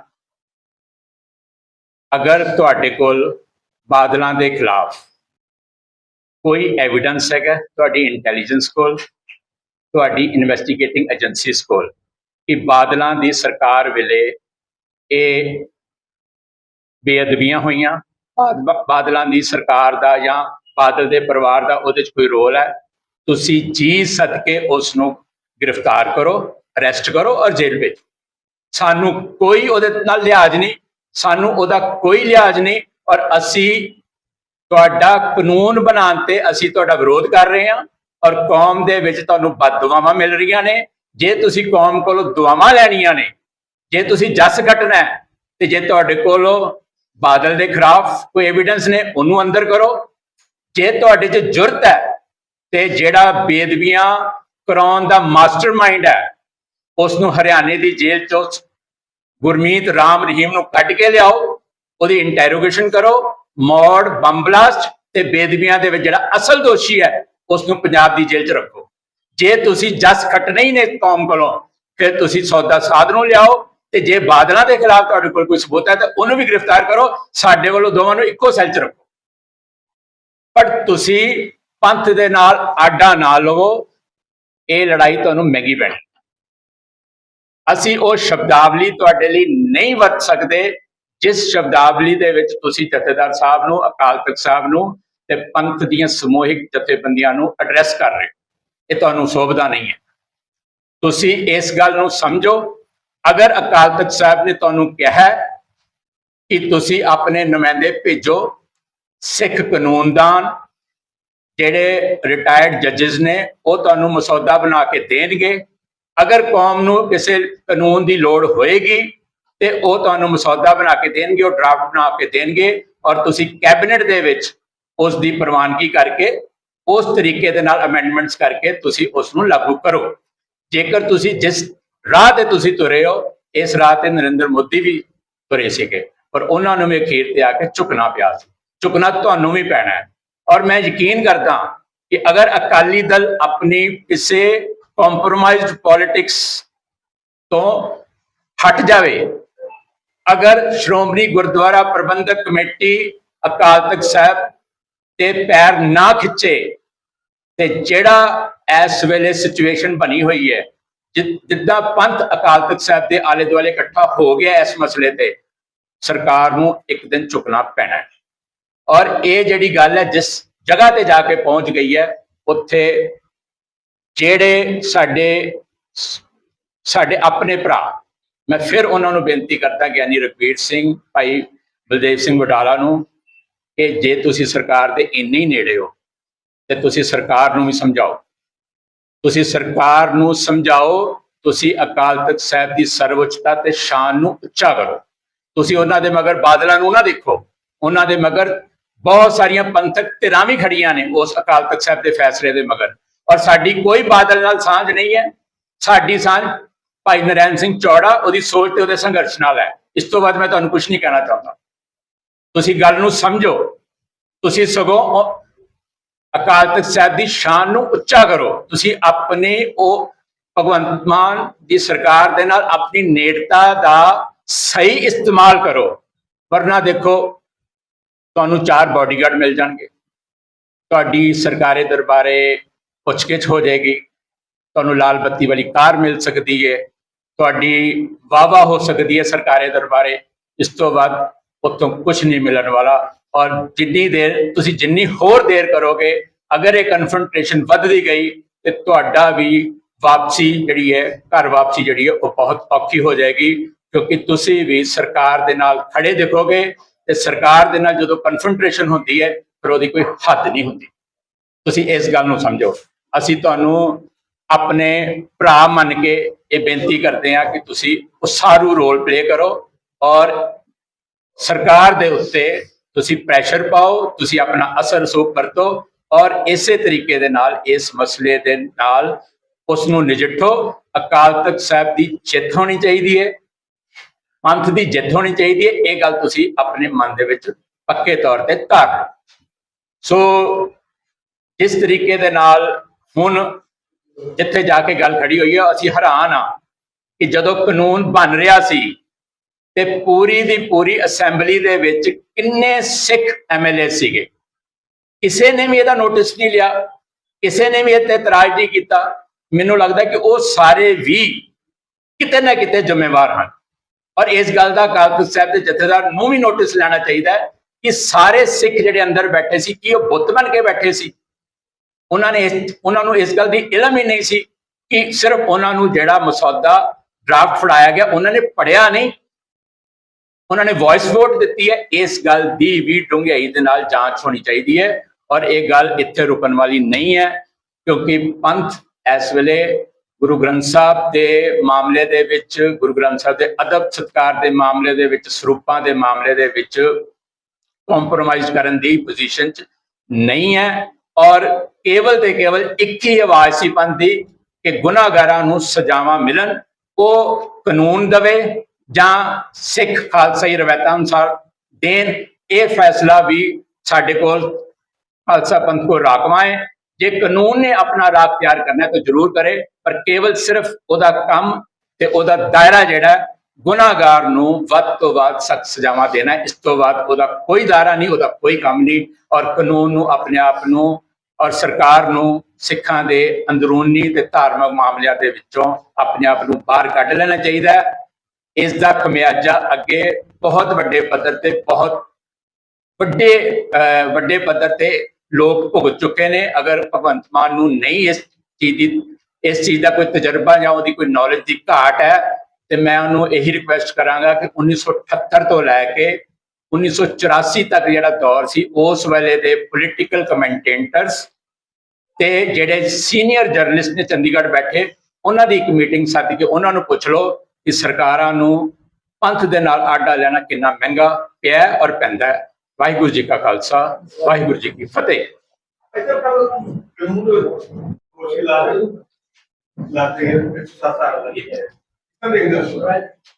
ਦੇਖੋ, ਕਾਨੂੰਨੀ ਤੌਰ ਤੇ ਜਿਹੜਾ ਚੱਲ ਰਿਹਾ ਇੱਕ ਧਾਰਾ ਹਟਾ ਦਿੱਤੀ ਗਈ, 307 ਆਲਰੇਡੀ ਲੱਗੀ ਹੋਈ ਸੀਗੀ। ਜਿਸ ਤੇਜ਼ੀ ਦੇ ਨਾਲ ਟ੍ਰਾਇਲ ਕੀਤਾ ਜਾ ਰਿਹਾ, ਜਿਸ ਤੇਜ਼ੀ ਦੇ ਨਾਲ ਟ੍ਰਾਇਲ ਕੀਤਾ ਜਾ ਰਿਹਾ, ਜਿਸ ਸਪੀਡ ਦੇ ਨਾਲ ਟ੍ਰਾਇਲ ਕੀਤਾ ਜਾ ਰਿਹਾ, ਉਸ ਤੋਂ ਸ਼ੰਕੇ ਵੀ ਪੈਦਾ ਹੁੰਦੇ ਨੇ, ਕਿਉਂਕਿ ਇੱਕ ਲੋਕ ਲਹਿਰ ਤੇ ਬਣ ਹੀ ਰਹੀ ਹੈ ਉਸ ਨੌਜਵਾਨ ਦੇ ਹੱਕ ਵਿੱਚ ਔਰ ਸਰਕਾਰਾਂ ਨੂੰ, ਪੋਲੀਟੀਕਲ ਪਾਰਟੀਆਂ ਨੂੰ ਫਿਕਰ ਵੀ ਹੈ। ਤਾਂ ਇੱਕ ਸ਼ੰਕੇ ਵੀ ਪੈਦਾ ਹੁੰਦੇ ਨੇ ਕਿ ਕਿਤੇ ਸਰਕਾਰ ਦੇ ਅੰਦਰ ਕੋਈ ਖੋਟ ਤਾਂ ਨਹੀਂ ਜਿਸ ਤਰੀਕੇ ਦੇ ਨਾਲ ਸਪੀਡੀ ਟ੍ਰਾਇਲ ਹੋ ਰਿਹਾ ਹੈ। ਸੋ ਹਾਲੇ ਅਸੀਂ ਕੁਝ ਨਹੀਂ ਕਹਿ ਸਕਦੇ ਕਿਉਂਕਿ ਇਹ ਗੱਲਾਂ ਕਾਨੂੰਨੀ ਦਾਅਵੇਚਦੀਆਂ ਨੇ ਤੇ ਜਿਹੜਾ ਅਮਰਿਤਪਾਲ ਸਿੰਘ ਦਾ ਲਾਇਰ ਹੈ ਉਹ ਹੀ ਬੈਸਟ ਦੱਸ ਸਕਦਾ। ਜਿਹੜੇ ਸਰਕਾਰ ਐਕਟ ਦੇ ਮਾਮਲੇ 'ਚ ਜਿਹਨਾਂ ਦਾ ਖਾਲਸਾ ਜਥੇ ਦੇ ਨਾਲ ਕਾਫੀ ਫੜ ਗਿਆ, ਇਹਨਾਂ ਨੂੰ ਲੱਗਦਾ ਸ਼੍ਰੋਮਣੀ ਕਮੇਟੀ ਵੀ ਨਹੀਂ ਖੜੀ ਸ਼੍ਰੋਮਣੀ ਕਮੇਟੀ ਨੇ ਤੇ ਐਕਟ ਤੋਂ ਬਾਅਦ ਸਰਕਾਰ ਦੀਆਂ ਕਈ ਗੱਲਾਂ ਮੰਨੀਆਂ, ਪਹਿਲਾਂ ਸਵਾਗਤ ਵੀ ਕਰਦੇ ਆ, ਉਸ ਤੋਂ ਬਾਅਦ ਜਿਹੜਾ ਆਪਣੀ ਪ੍ਰਿੰਟਿੰਗ ਆ, ਜਿਹੜੀ ਛਪਾਈ ਦਾ ਸੀਗਾ, ਪ੍ਰਕਾਸ਼ਨ ਦਾ ਸੀਗਾ, ਉਹਦੇ ਵਿੱਚ ਵੀ ਉਹਨਾਂ ਨੇ ਤਰਮੀਮਾਂ ਕਰਨੀਆਂ ਸ਼ੁਰੂ ਕਰ ਦਿੱਤੀਆਂ, ਵੀ ਤੱਕ ਰੋਕ ਲਗਾ ਦਿੱਤੀ, ਔਰ ਉਹਦੇ ਵਿੱਚ ਉਹਨਾਂ ਨੇ ਡਿਜੀਟਲ ਕਰਦਾ ਵੀ ਕਹਿਤਾ ਵੀ ਸਰਕਾਰ ਵੱਲੋਂ ਜਿਹੜਾ ਫੋਨ ਆ ਗਿਆ ਉਹਦੇ ਨੂੰ ਸਾਹਮਣੇ ਰੱਖਦੇ ਹੋਏ ਜਿਹੜਾ ਕੀਤਾ ਜਾ ਰਿਹਾ। ਜਿਹੜੀ ਭਾਈ ਗੁਰਦਾਸ ਹਾਲ ਦੇ ਵਿੱਚ ਮੀਟਿੰਗ ਹੋਈ ਸੀ, ਜਥੇਦਾਰ ਅਕਾਲ ਤਖਤ ਸਾਹਿਬ ਨੇ ਸੱਦੀ ਸੀ, ਉਸ ਵਿੱਚ ਇਹ ਗੱਲਾਂ ਬਹੁਤ ਖੁੱਲ ਕੇ ਹੋਈਆਂ ਸੀ ਔਰ ਮੀਡੀਆ ਉਸ ਵਿੱਚੋਂ ਆਊਟ ਸੀ, ਥੱਲੇ ਸੀ, ਮੀਡੀਆ ਦੀ ਪ੍ਰੈਜ਼ੈਂਸ ਨਹੀਂ ਸੀ ਹੈਗੀ। ਤੇ ਹਰ ਇੱਕ ਨੇ ਆਪਣੀ ਸਪੀਚ ਸ਼ੁਰੂ ਹੋਣ ਤੋਂ ਪਹਿਲਾਂ ਇਹ ਗੱਲ ਕਹੀ ਕਿ ਸ਼੍ਰੋਮਣੀ ਗੁਰਦੁਆਰਾ ਪ੍ਰਬੰਧਕ ਕਮੇਟੀ ਦੇ ਪ੍ਰਧਾਨ ਦਾ ਇਸ ਕਾਨੂੰਨ ਨੂੰ ਸਵਾਗਤ ਕਰਨਾ ਸਭ ਤੋਂ ਵੱਡੀ ਗਲਤੀ ਹੈ ਔਰ ਪ੍ਰਧਾਨ ਹੋਣਾ ਨੇ ਖੜੇ ਹੋ ਕੇ ਸਾਰਿਆਂ ਦੇ ਵਿੱਚ ਆਪਣੀ ਗਲਤੀ ਮੰਨ ਕੇ ਅਪੋਲੋਜੀ ਕੀਤਾ ਸੀਗਾ ਔਰ ਇਹ ਸਭ ਤੋਂ ਵੱਡੀ ਗਲਤੀ ਹੈ ਵੀ ਹੈ। ਔਰ ਹੁਣ ਵੀ ਤੁਹਾਨੂੰ ਦੱਸਾਂ, ਹੁਣ ਵੀ ਉਹ ਮਿਡਲ ਆਫ ਦਾ ਰੋਡ ਲੈ ਰਹੇ। ਕੁਝ ਦਿਨ ਪਹਿਲਾਂ ਇੱਕ ਪ੍ਰੈਸ ਕਾਨਫਰੰਸ ਸੀ, ਪ੍ਰਧਾਨ ਧਾਮੀ ਹੋਰਾਂ ਨੂੰ ਸਵਾਲ ਪੁੱਛਿਆ ਗਿਆ ਸੀ ਇਸ ਐਕਟ ਬਾਰੇ, ਵਿਰੋਧ ਬਾਰੇ, ਤੇ ਪੱਤਰੀ ਔਰ ਉਹਨਾਂ ਦਾ ਇਹ ਕਹਿਣਾ ਸੀ ਕਿ ਇਹਦੇ ਬਾਰੇ ਜਥੇਦਾਰ ਸਾਹਿਬ ਕੋਈ ਗੱਲ ਕਰ ਸਕਦੇ ਆ। ਧਾਮੀ ਸਾਹਿਬ ਹੋਣਾ ਦਾ ਉਸ ਸਟੇਟਮੈਂਟ ਨੂੰ ਮੈਂ ਵੀ ਸੁਣਿਆ ਸੀ, ਇਹ ਉਹਨਾਂ ਦੀ ਕਮਜ਼ੋਰੀ ਹੈ। ਅਕਾਲ ਤਖਤ ਸਾਹਿਬ ਦੇ ਹੱਕ ਵਿੱਚ, ਉਹਨਾਂ ਦੇ ਅਕਾਲ ਤਖਤ ਸਾਹਿਬ ਦੇ ਫੈਸਲਿਆਂ ਦੇ ਹੱਕ ਵਿੱਚ ਖੜਨਾ ਸਾਡੇ ਸਾਰਿਆਂ ਦਾ ਬਰਾਬਰ ਦੀ ਜ਼ਿੰਮੇਵਾਰੀ। ਦੇਖੋ, ਅਸੀਂ ਮੰਨਦੇ ਹਾਂ, ਮੈਂ ਆਪਣੀ ਜਿਹੜੀ ਪਹਿਲਾਂ ਗੱਲ ਹੈ ਉਹਦੇ 'ਚ ਮੈਂ ਖੁੰਝ ਗਿਆ ਕਹਿਣ ਤੋਂ ਕਿ ਅਕਾਲ ਤਖਤ ਸਾਹਿਬ ਜਥੇਦਾਰ ਦੀ ਨਿਯੁਕਤੀ ਦਾ ਜਿਹੜਾ ਸਿਸਟਮ ਹੈ ਫਾਲਟੀ ਹੈ, ਤਰੁੱਟੀਆਂ ਨਾਲ ਭਰਿਆ ਹੋਇਆ। ਮੈਨੂੰ ਲੱਗਦਾ ਕਿ ਹੁਣ ਤਾਂ ਬਾਦਲ ਕਿਆਂ ਨੇ ਸਿਸਟਮ ਹੀ ਨਹੀਂ ਰਹਿਣ ਦਿੱਤਾ। ਪਹਿਲਾਂ ਤਾਂ ਫਿਰ ਕੋਈ ਸਿਸਟਮ ਸੀਗਾ, 4 ਸੰਪਰਦਾਵਾਂ ਨੂੰ ਪੁੱਛ ਲਿਆ ਜਾਂਦਾ ਸੀ, ਉਹਨਾਂ ਦੇ ਨਾਂ ਨੂੰ ਸਰਕੂਲੇਟ ਕਰ ਲਿਆ ਜਾਂਦਾ ਸੀ। ਹੁਣ ਤਾਂ ਬਾਦਲ ਕਿਆਂ ਨੇ, ਜਦੋਂ ਦੀ ਉਹਨਾਂ ਦੀ ਮੋਨੋਪੋਲੀ ਹੋਈ ਹੈ, ਉਹਨਾਂ ਨੇ ਸਿਸਟਮ ਹੀ ਕੋਈ ਨਹੀਂ ਰਹਿਣ ਦਿੱਤਾ ਔਰ ਜਿਸ ਤਰੀਕੇ ਦੇ ਨਾਲ ਉਹਨਾਂ ਨੇ ਇਸ ਪਦਵੀ ਦਾ ਨੂੰ ਸੱਟ ਮਾਰੀ ਹੈ, ਖਿਲਵਾੜ ਕੀਤਾ, ਉਹ ਬਾਦਲ ਕੇ ਜਿਹੜੇ ਨੇ ਉਹ ਜ਼ਿੰਮੇਵਾਰ ਨੇ ਔਰ ਮੈਂ ਇੱਥੋਂ ਤੱਕ ਕਹਾਂਗਾ ਕਿ ਉਹ ਪੰਥ ਦੇ ਮੁਜਰਮ ਨੇ ਕਿ ਉਹਨਾਂ ਨੇ ਇਹਨਾਂ ਸੰਸਥਾਵਾਂ ਦਾ ਵਕਾਰ ਹੀ ਨਹੀਂ ਰਹਿਣ ਦਿੱਤਾ। ਨਹੀਂ ਤਾਂ ਕੀ ਜੁਰਤ ਸੀ ਭਗਵੰਤ ਸਿੰਘ ਮਾਨ ਜਥੇਦਾਰ ਨੂੰ ਇਸ ਤਰੀਕੇ ਦੇ ਨਾਲ ਇਸ ਲੈਂਗੁਏਜ ਦੇ ਵਿੱਚ ਬੋਲ ਜਾਂਦਾ। ਸੋ ਇਹ ਗੱਲ ਹੈਗੀ ਹੈ ਕਿ ਜਥੇਦਾਰ ਦੀ ਨਿਯੁਕਤੀ ਬਿਲਕੁਲ ਵਿਧੀ ਵਿਧਾਨ ਤੋਂ ਬਿਨਾਂ, ਕਿਸੇ ਸਿਸਟਮ ਤੋਂ ਬਿਨਾਂ ਹੈ। ਲੇਕਿਨ ਇਹ ਇੱਕ ਗੱਲ ਆਪਣੇ ਤੌਰ ਤੇ ਅਸੀਂ ਬਹੁਤ ਵਾਰ ਕਹਿ ਚੁੱਕੇ ਹਾਂ ਔਰ ਅਸੀਂ ਲੜ ਵੀ ਰਹੇ ਹਾਂ, ਪਰ ਜਿੰਨੀ ਦੇਰ ਤੱਕ ਕੋਈ ਸਿਸਟਮ ਜਿਹੜਾ ਸਿਧਾਂਤਕ ਹੋਵੇ, ਵਿਧੀ ਵਿਧਾਨ ਵਾਲਾ ਹੋਵੇ, ਪੰਥ ਨੂੰ ਮਨਜ਼ੂਰ ਹੋਵੇ, ਮਰਿਆਦਾ ਦੇ ਅਨੁਸਾਰ ਹੋਵੇ, ਉਨੀ ਦੇਰ ਤੱਕ ਸਿਸਟਮ ਨਹੀਂ ਬਣਦਾ। ਤੇ ਕੀ ਅਸੀਂ ਸਰਕਾਰਾਂ ਨੂੰ ਖੁੱਲ੍ਹ ਦਿਆਂਗੇ ਕਿ ਉਹ ਆਪਣੀ ਮਨਮਰਜ਼ੀ ਦੇ ਨਾਲ ਸਾਡੇ ਨਾਲ ਖੇਡ ਸਕੇ? ਇਦਾਂ ਨਹੀਂ ਹੋਣਾ। ਔਰ ਗੱਲ ਸੀ ਜਥੇਦਾਰ ਦੇ ਦੇਸ਼ ਤੋਂ ਬਾਅਦ ਜੇ ਹਫਤਾ ਜਿਵੇਂ ਤੁਸੀਂ ਦੱਸਿਆ ਰਹਿ ਗਿਆ ਅਲਟੀਮੇਟਮ ਦਾ, ਇਹ ਸਰਕਾਰ ਨਹੀਂ ਕਰਦੀ ਸੋਧਾਂ ਸਾਡੇ ਆਦੇਸ਼ ਦੇ ਮੁਤਾਬਕ, ਕੀ ਕੋਈ ਅਕਾਲ ਤਖਤ ਸਾਹਿਬ ਤੋਂ ਨਵਾਂ ਮੋਰਚਾ, ਪੰਥਕ ਮੋਰਚਾ ਸ਼ੁਰੂ ਹੋ ਸਕਦਾ? ਕੋਈ ਸੰਭਾਵਨਾ? ਉਹਨਾਂ ਦੇ ਲਾਸਟ ਵਰਡਿੰਗ ਸੀਗੇ ਕਿ 5 ਸਿੰਘ ਸਾਹਿਬਾਨਾਂ ਦੀ ਮੀਟਿੰਗ ਸੱਦ ਕੇ ਸਖਤ ਕਾਰਵਾਈ ਕੀਤੀ ਜਾਏਗੀ। ਹੁਣ ਦੇਖਣਾ ਹੈ ਕਿ ਉਹ ਜਿਹੜਾ ਸਖਤ ਵਰਡ ਹੈ ਉਹ ਕਿੰਨਾ ਸਖਤ ਹੁੰਦਾ ਹੈ। ਪੰਥ ਦਾ ਔਰ ਪਾਸੀ ਬਹੁਤਾਤ ਦੇ ਸਖਤ ਕਾਨੂੰਨ ਦੇ ਹੱਕ ਦੇ ਵਿੱਚ ਆ, ਜਿਹੜਾ ਤੁਸੀਂ ਐਸਪੀ ਪ੍ਰੈਸ ਕਾਨਫਰੰਸ ਕਰ ਰਹੇ ਹੋ, ਠੰਡਾ ਵਿੱਚ ਕਰਾਂ ਪ੍ਰੈਸ ਕਾਨਫਰੰਸ ਇਹਦੇ ਹੱਕ ਦੇ ਵਿੱਚ ਹੋ ਗਿਆ। ਬਿਲਕੁਲ, ਮੈਂ ਇਹ ਸਮਝਦਾ ਕਿ ਜਦੋਂ ਸਰਕਾਰਾਂ ਕੋਈ ਫੈਸਲੇ ਲੈ ਲੈਂਦੀਆਂ ਨੇ ਨਾ, ਉਦੋਂ ਹੱਕ ਵਾਲੇ ਵੀ ਉਹ ਪੈਦਾ ਕਰ ਦਿੰਦੀਆਂ। ਬੜੀ ਡੂੰਘੀ ਪਹੁੰਚ ਹੁੰਦੀਆਂ ਨੇ ਸਰਕਾਰਾਂ ਦੀ, ਉਹਨਾਂ ਦੀ ਤਾਕਤ ਹੁੰਦੀਆਂ ਨੇ, ਪ੍ਰਿਵਿਲੇਜਸ ਦੇਣੇ, ਸਹੂਲਤਾਂ ਦੇਣੀਆਂ ਲੀਡਰਾਂ ਨੂੰ। ਦੇਖੋ, ਜਿਹੜੀ ਵਿਰੋਧਤਾ ਹੋ ਰਹੀ ਹੈ ਨਾ, ਇਹ 2 ਤਰ੍ਹਾਂ ਦੀ ਹੋ ਰਹੀ ਹੈ। ਇੱਕ, ਜਿਨ੍ਹਾਂ ਨੇ ਭਗਵੰਤ ਮਾਨ ਦੀ ਸਰਕਾਰ ਨੂੰ ਕਹਿ ਕੇ ਕਾਨੂੰਨ ਬਣਵਾਇਆ, ਉਹਨਾਂ ਨੇ ਤੇ ਸਰਕਾਰ ਦੀ ਢਾਲ ਬਣਨਾ ਸੀ ਔਰ ਬਣੇ ਹੋਏ। ਇੱਕ ਉਹ ਵੀ ਵਿਰੋਧਤਾ ਕਰ ਰਹੇ ਨੇ ਜਿਨ੍ਹਾਂ ਨੂੰ ਬਾਦਲ ਕੇ ਚੁੱਭਦੇ, ਜਿਨ੍ਹਾਂ ਨੂੰ ਲੱਗਦਾ ਗਿਆਨੀ ਕੁਲਦੀਪ ਸਿੰਘ ਦੇ ਪਿੱਛੇ ਬਾਦਲ ਕੇ ਨੇ। ਲੇਕਿਨ ਸਾਨੂੰ ਨਹੀਂ ਲੱਗਦਾ, ਕਿਉਂਕਿ ਮੈਂ ਤੁਹਾਨੂੰ ਅੱਜ ਇੱਥੇ ਪ੍ਰੈਸ ਕਾਨਫਰੰਸ ਦੇ ਵਿੱਚ ਇਹ ਗੱਲ ਕਲੀਅਰ ਕਰਾਂ ਕਿ ਜਿਸ ਦਿਨ 13 ਤਰੀਕ ਨੂੰ ਕਾਨੂੰਨ ਲਾਗੂ ਹੁੰਦਾ ਹੈ, ਅਡਾਪਟ ਕੀਤਾ ਜਾਂਦਾ ਹੈ, ਉਸੇ ਦਿਨ ਸਿੰਘ ਸਾਹਿਬ ਨੇ ਸੰਪਰਕ ਕਰਕੇ ਸਾਡੇ ਨਾਲ ਇਸ ਦੇ ਉੱਤੇ ਸਖਤ ਇਤਰਾਜ਼ ਕੀਤਾ ਸੀ। ਤੇ ਜਿਹੜਾ ਫੈਸਲਾ ਉਹਨਾਂ ਨੇ ਲਿਆ, ਮੈਂ ਤੁਹਾਨੂੰ ਇਹ ਵੀ ਦੱਸ ਦਿਆਂ ਕਿ ਉਸ ਦਿਨ ਵੀ ਉਹਨਾਂ ਦੇ ਮੂੰਹ ਇਹੀ ਨਿਕਲਿਆ ਸੀ ਕਿ ਮੈਂ ਸਰਕਾਰ ਨੂੰ ਸੱਦ ਕੇ ਕਟਹਿਰੇ ਦੇ ਵਿੱਚ ਖੜਾ ਕਰ। ਸ਼ੁਕਰਾਨਾ ਯਾਤਰਾ ਦੇ ਵਿੱਚ ਕਮਿਊਨਿਟੀ ਟਕਸਾਲ ਵੱਲੋਂ ਖਾਸ ਕਰਕੇ ਉਹਨਾਂ ਦਾ ਸਨਮਾਨ ਕੀਤਾ ਜਾਣਾ।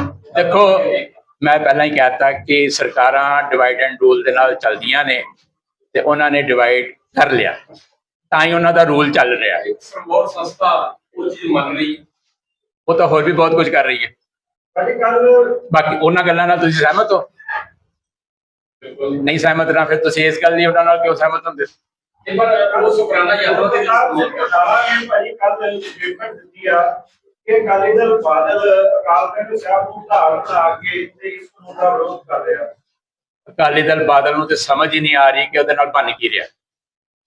ਅਕਾਲੀ ਦਲ ਬਾਦਲ ਨੂੰ ਮੈਂ ਜਦੋਂ ਕਿਹਾ ਨਾ, ਸਰਕਾਰਾਂ ਤੇ ਪੋਲੀਟੀਕਲ ਜਿਹੜੇ ਪੋਲੀਟੀਸ਼ੀਅਨਸ ਹੁੰਦੇ ਨੇ ਉਹਨਾਂ ਨੂੰ ਜਦੋਂ ਧਾਰਮਿਕ ਮੁੱਦਿਆਂ ਤੇ ਕਨਫਰੰਟੇਸ਼ਨ ਹੁੰਦੀ ਨਾ, ਪੰਥ ਵਰਸਸ ਸਰਕਾਰ ਦੀ, ਤੇ ਇਹ ਸਾਰੀਆਂ ਜਿਹੜੀਆਂ ਪੋਲੀਟੀਕਲ ਪਾਰਟੀਆਂ ਹੁੰਦੀਆਂ ਨੇ ਇਹਨਾਂ ਨੂੰ ਹੱਥਾਂ ਪੈਰਾਂ ਦੀ ਪੈ ਜਾਂਦੀ। ਇਹਨਾਂ ਨੂੰ ਸਮਝ ਨਹੀਂ ਆਉਂਦੀ ਕਿ ਆਪਾਂ ਕੀ ਕਹੀਏ, ਕੀ ਰੋਲ ਪਲੇ ਕਰੀਏ। ਇਹਨਾਂ ਨੂੰ ਕਿਸੇ ਨੂੰ ਨਹੀਂ ਸਮਝ ਆ ਰਹੀ। ਠੀਕ ਹੈ ਕਿ ਜਿਸ ਸੈਸ਼ਨ ਚੱਲ ਰਿਹਾ ਸੀ ਸਿੱਖਾ ਪਹਿਲੇ ਉਹਨਾਂ ਨੂੰ ਬੁਲਾ ਕੇ ਮੈਂ ਜਿਹੜੇ ਉਸ ਨੇ ਐਮਐਲਏ ਸੀ ਸਿੱਖਾ ਦਾ ਉਹਨਾਂ ਨੂੰ ਵੀ ਬੁਲਾ ਕੇ ਪੁੱਛਿਆ ਜਾਂਦਾ ਕਿ ਉਹਨਾਂ ਨੇ ਜਿਹੜੇ ਬੱਚਾ ਨੂੰ ਦੱਸਿਆ ਜਾਂ ਉਹ ਪੜਿਆ ਮੈਂ ਕਹਿਣਾ ਚਾਹੁੰਦਾ ਕਿ ਉਸ ਵਕਤ ਕਮੇਟੀ ਬਣਾਈ ਗਈ ਤੇ ਇਹਦਾ ਕੀ ਸੀ ਉਹ ਚਿੰਤਾ ਦਾ ਦੀਵਾਨ ਨੂੰ ਸੁਣਾ ਉਹ ਤਾਂ ਸਰਕਾਰ ਦਾ ਹਿੱਸਾ ਹੈ, ਕੀ ਉਹਨੂੰ ਬੁਲਾ ਕੇ ਪੁੱਛਣਾ ਨਹੀਂ। ਬਿਲਕੁਲ ਪੁੱਛਣਾ। ਪਰ ਜਿਹੜੀ ਕਮੇਟੀ ਦਾ ਉਹ ਪ੍ਰਧਾਨ ਸੀ ਨਾ, ਜਿਸ ਕਮੇਟੀ ਦਾ ਉਹ ਪ੍ਰਧਾਨ ਸੀ, ਉਹ 2025 ਵਾਲਾ ਜਿਹੜਾ ਬਿੱਲ ਆਣਾ ਸੀ, ਜਿਹੜਾ ਸਾਰੇ ਧਰਮਾਂ ਦੇ ਖਿਲਾਫ ਜਿਹੜੀਆਂ ਬੇਅਦਬੀਆਂ ਹੋ ਰਹੀਆਂ ਨੇ, ਉਹਦੇ ਉਸ ਕਮੇਟੀ ਦਾ ਪ੍ਰਧਾਨ ਸੀ। ਇਸ ਕਮੇਟੀ ਦਾ ਪ੍ਰਧਾਨ ਨਹੀਂ ਸੀ ਉਹਦਾ। ਉਹ ਅਲੱਗ ਹੈ, ਉਹ ਅਲੱਗ ਹੈ। ਉਹ 2025 ਨੂੰ ਜਿਹੜਾ ਬਿੱਲ ਆਇਆ ਸੀ ਨਾ ਅਸੈਂਬਲੀ ਦੇ ਵਿੱਚ, ਜਿਹਦੇ ਸਾਰੇ ਧਰਮਾਂ ਨੂੰ ਇਨਕਲੂਡ ਕੀਤਾ ਗਿਆ ਸੀ, ਉਹਦੀ ਉਸ ਪੈਨਲ ਦਾ ਪ੍ਰਧਾਨ ਸੀ। ਇਸ ਦੇ ਵਿੱਚ ਉਹਦੀ ਕੋਈ ਸ਼ਮੂਲੀਅਤ ਨਹੀਂ ਹੈ।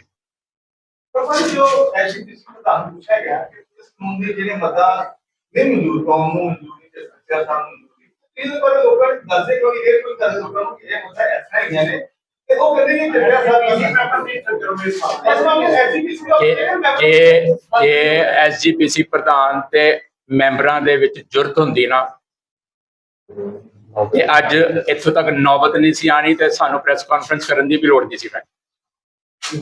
ਠੀਕ ਹੈ ਜੀ ਨੂੰ ਬਾਕੀ ਕੋਲ ਹੈਗੀ ਉਹ ਅਸੀਂ 31 ਮਈ ਨੂੰ ਸਾਡੀ ਮੀਟਿੰਗ ਹੈ, ਉਹਦੇ ਵਿੱਚ ਜਿਹੜੀ ਪ੍ਰੈਸ ਕਾਨਫਰੰਸ ਹੋਏਗੀ ਉਹਦੇ ਚ ਐਲਾਨ ਕਰਾਂਗੇ। ਦੇਖੋ ਜੀ ਸਾਹਿਬ ਅੰਦਰ ਇਕੱਠਾ ਹੋ ਰਹੇ ਨੇ ਪੁਨਰ ਕਾਲੀਨ ਪੁਨਰ ਸੁਜੀਤ ਦਾ ਕਾਲੀਨ ਮਾਨ ਸਿਮਜ ਵਾਰਸ ਪੰਜਾਬ ਦੇ ਇਹਦਾ ਕਿਸ ਤਰ੍ਹਾਂ ਦੇਖਦੇ ਹੋ? ਚੰਗੀ ਗੱਲ ਹੈ ਜੀ, ਤਿੰਨਾਂ ਅਕਾਲੀ ਦਲਾਂ ਨੂੰ ਇਕੱਠੇ ਹੋਣਾ ਚਾਹੀਦਾ ਹੈ ਔਰ ਘੱਟੋ ਘੱਟ ਅਗਰ ਤਿੰਨੇ ਅਕਾਲੀ ਦਲ ਇਕੱਠੇ ਹੁੰਦੇ ਨੇ ਤਾਂ ਅਸੀਂ ਸਮਝਦੇ ਹਾਂ ਕਿ ਕੋਈ ਮਾਰਕ ਪਾ ਸਕਣਗੇ, ਕੋਈ ਆਪਣੀ ਪਛਾਣ, ਕੋਈ ਆਪਣੀ ਜਿਹੜੀ ਹੈਗੀ ਹੈ ਆਪਣੀ ਉਹ ਛੱਡ ਸਕਣਗੇ। ਅਗਰ ਕੱਲੇ ਚੋਣ ਮੈਦਾਨ ਦੇ ਵਿੱਚ ਉਤਰਨਗੇ ਤੇ ਮੁਸ਼ਕਲ ਹੋ ਜਾਏਗਾ, ਤਿੰਨਾਂ ਦੇ ਲਈ ਮੁਸ਼ਕਲ ਹੋ ਜਾਏਗਾ ਆਪਣੀ ਸਰਵਾਈਵਲ। ਅਗਰ ਇਕੱਠੇ ਹੋਣਗੇ ਤੇ ਮੈਨੂੰ ਲੱਗਦਾ ਹੈ ਕਿ ਕੁਛ ਨਾ ਕੁਛ ਬੈਟਰ ਆਪਟ ਕਰ ਸਕਦੇ ਨੇ। ਤੇ ਕਈ ਵਾਰੀ ਇਕੱਠੇ ਹੋਇਆਂ ਅਗਰ ਗੱਲ ਪੰਥ ਨੂੰ ਚੱਚ ਗਈ ਤੇ ਉਹ ਜਿੱਤ ਵੱਲ ਵੀ ਜਾ ਸਕਦੇ। ਕਾਲੀਨ ਬਾਦਲ ਕਿਹਦੇ ਖਾਣਾ ਨੇ ਬਾਦਲ ਨੂੰ ਤੇ ਹੁਣ ਰੋ ਰਹੇ ਆ ਕਿ ਉਹ ਜੋ ਸਾਡੇ ਹਾਲਾਤ ਨੇ, ਜੋ ਸਾਡੇ ਨਾਲ ਅੱਜ ਹੋ ਰਿਹਾ, ਜਿਸ ਤਰੀਕੇ ਦੇ ਨਾਲ ਹੋ ਰਿਹਾ, ਇਹਦੇ ਲਈ ਵੱਡਾ ਮੁਜਰਿਮ ਜਿਹੜਾ ਉਹ ਬਾਦਲ ਪਰਿਵਾਰ ਹੈ। ਸੋ ਮੈਨੂੰ ਲੱਗਦਾ ਹੈ ਕਿ ਉਹਨੂੰ ਬਾਹਰ ਰੱਖਣਾ ਚਾਹੀਦਾ ਹੈ। ਔਰ ਬਾਕੀ ਜਿੱਦਾਂ ਤਿੰਨ ਅਕਾਲੀ ਦਲਾਂ ਦਾ ਤੁਸੀਂ ਨਾਂ ਲਿਆ, ਉਹਨਾਂ ਤਿੰਨਾਂ ਅਕਾਲੀ ਦਲਾਂ ਨੂੰ ਆਪਣੇ ਬਾਰੇ, ਆਪਣੇ ਫਿਊਚਰ ਬਾਰੇ ਔਰ ਪੰਜਾਬ ਬਾਰੇ, ਪੰਥ ਬਾਰੇ ਸੋਚਣਾ ਚਾਹੀਦਾ ਹੈ। ਘੱਟੋ ਘੱਟ ਕਿਸੇ ਨਾ ਕਿਸੇ ਜਿਹੜੇ ਇੱਕ ਡਿਫਰੈਂਸਿਸ ਅਗਰ ਹੈਗੇ ਵੀ ਨੇ ਤੇ ਉਹਨਾਂ ਨੂੰ ਰਿਮੂਵ ਕਰਕੇ ਜਾਂ ਸਾਈਡ ਤੇ ਰੱਖ ਕੇ ਦੇ ਸ਼ੁੱਡ ਯੂਨਾਈਟ ਔਰ ਏਕਤਾ ਹੋਣੀ ਚਾਹੀਦੀ।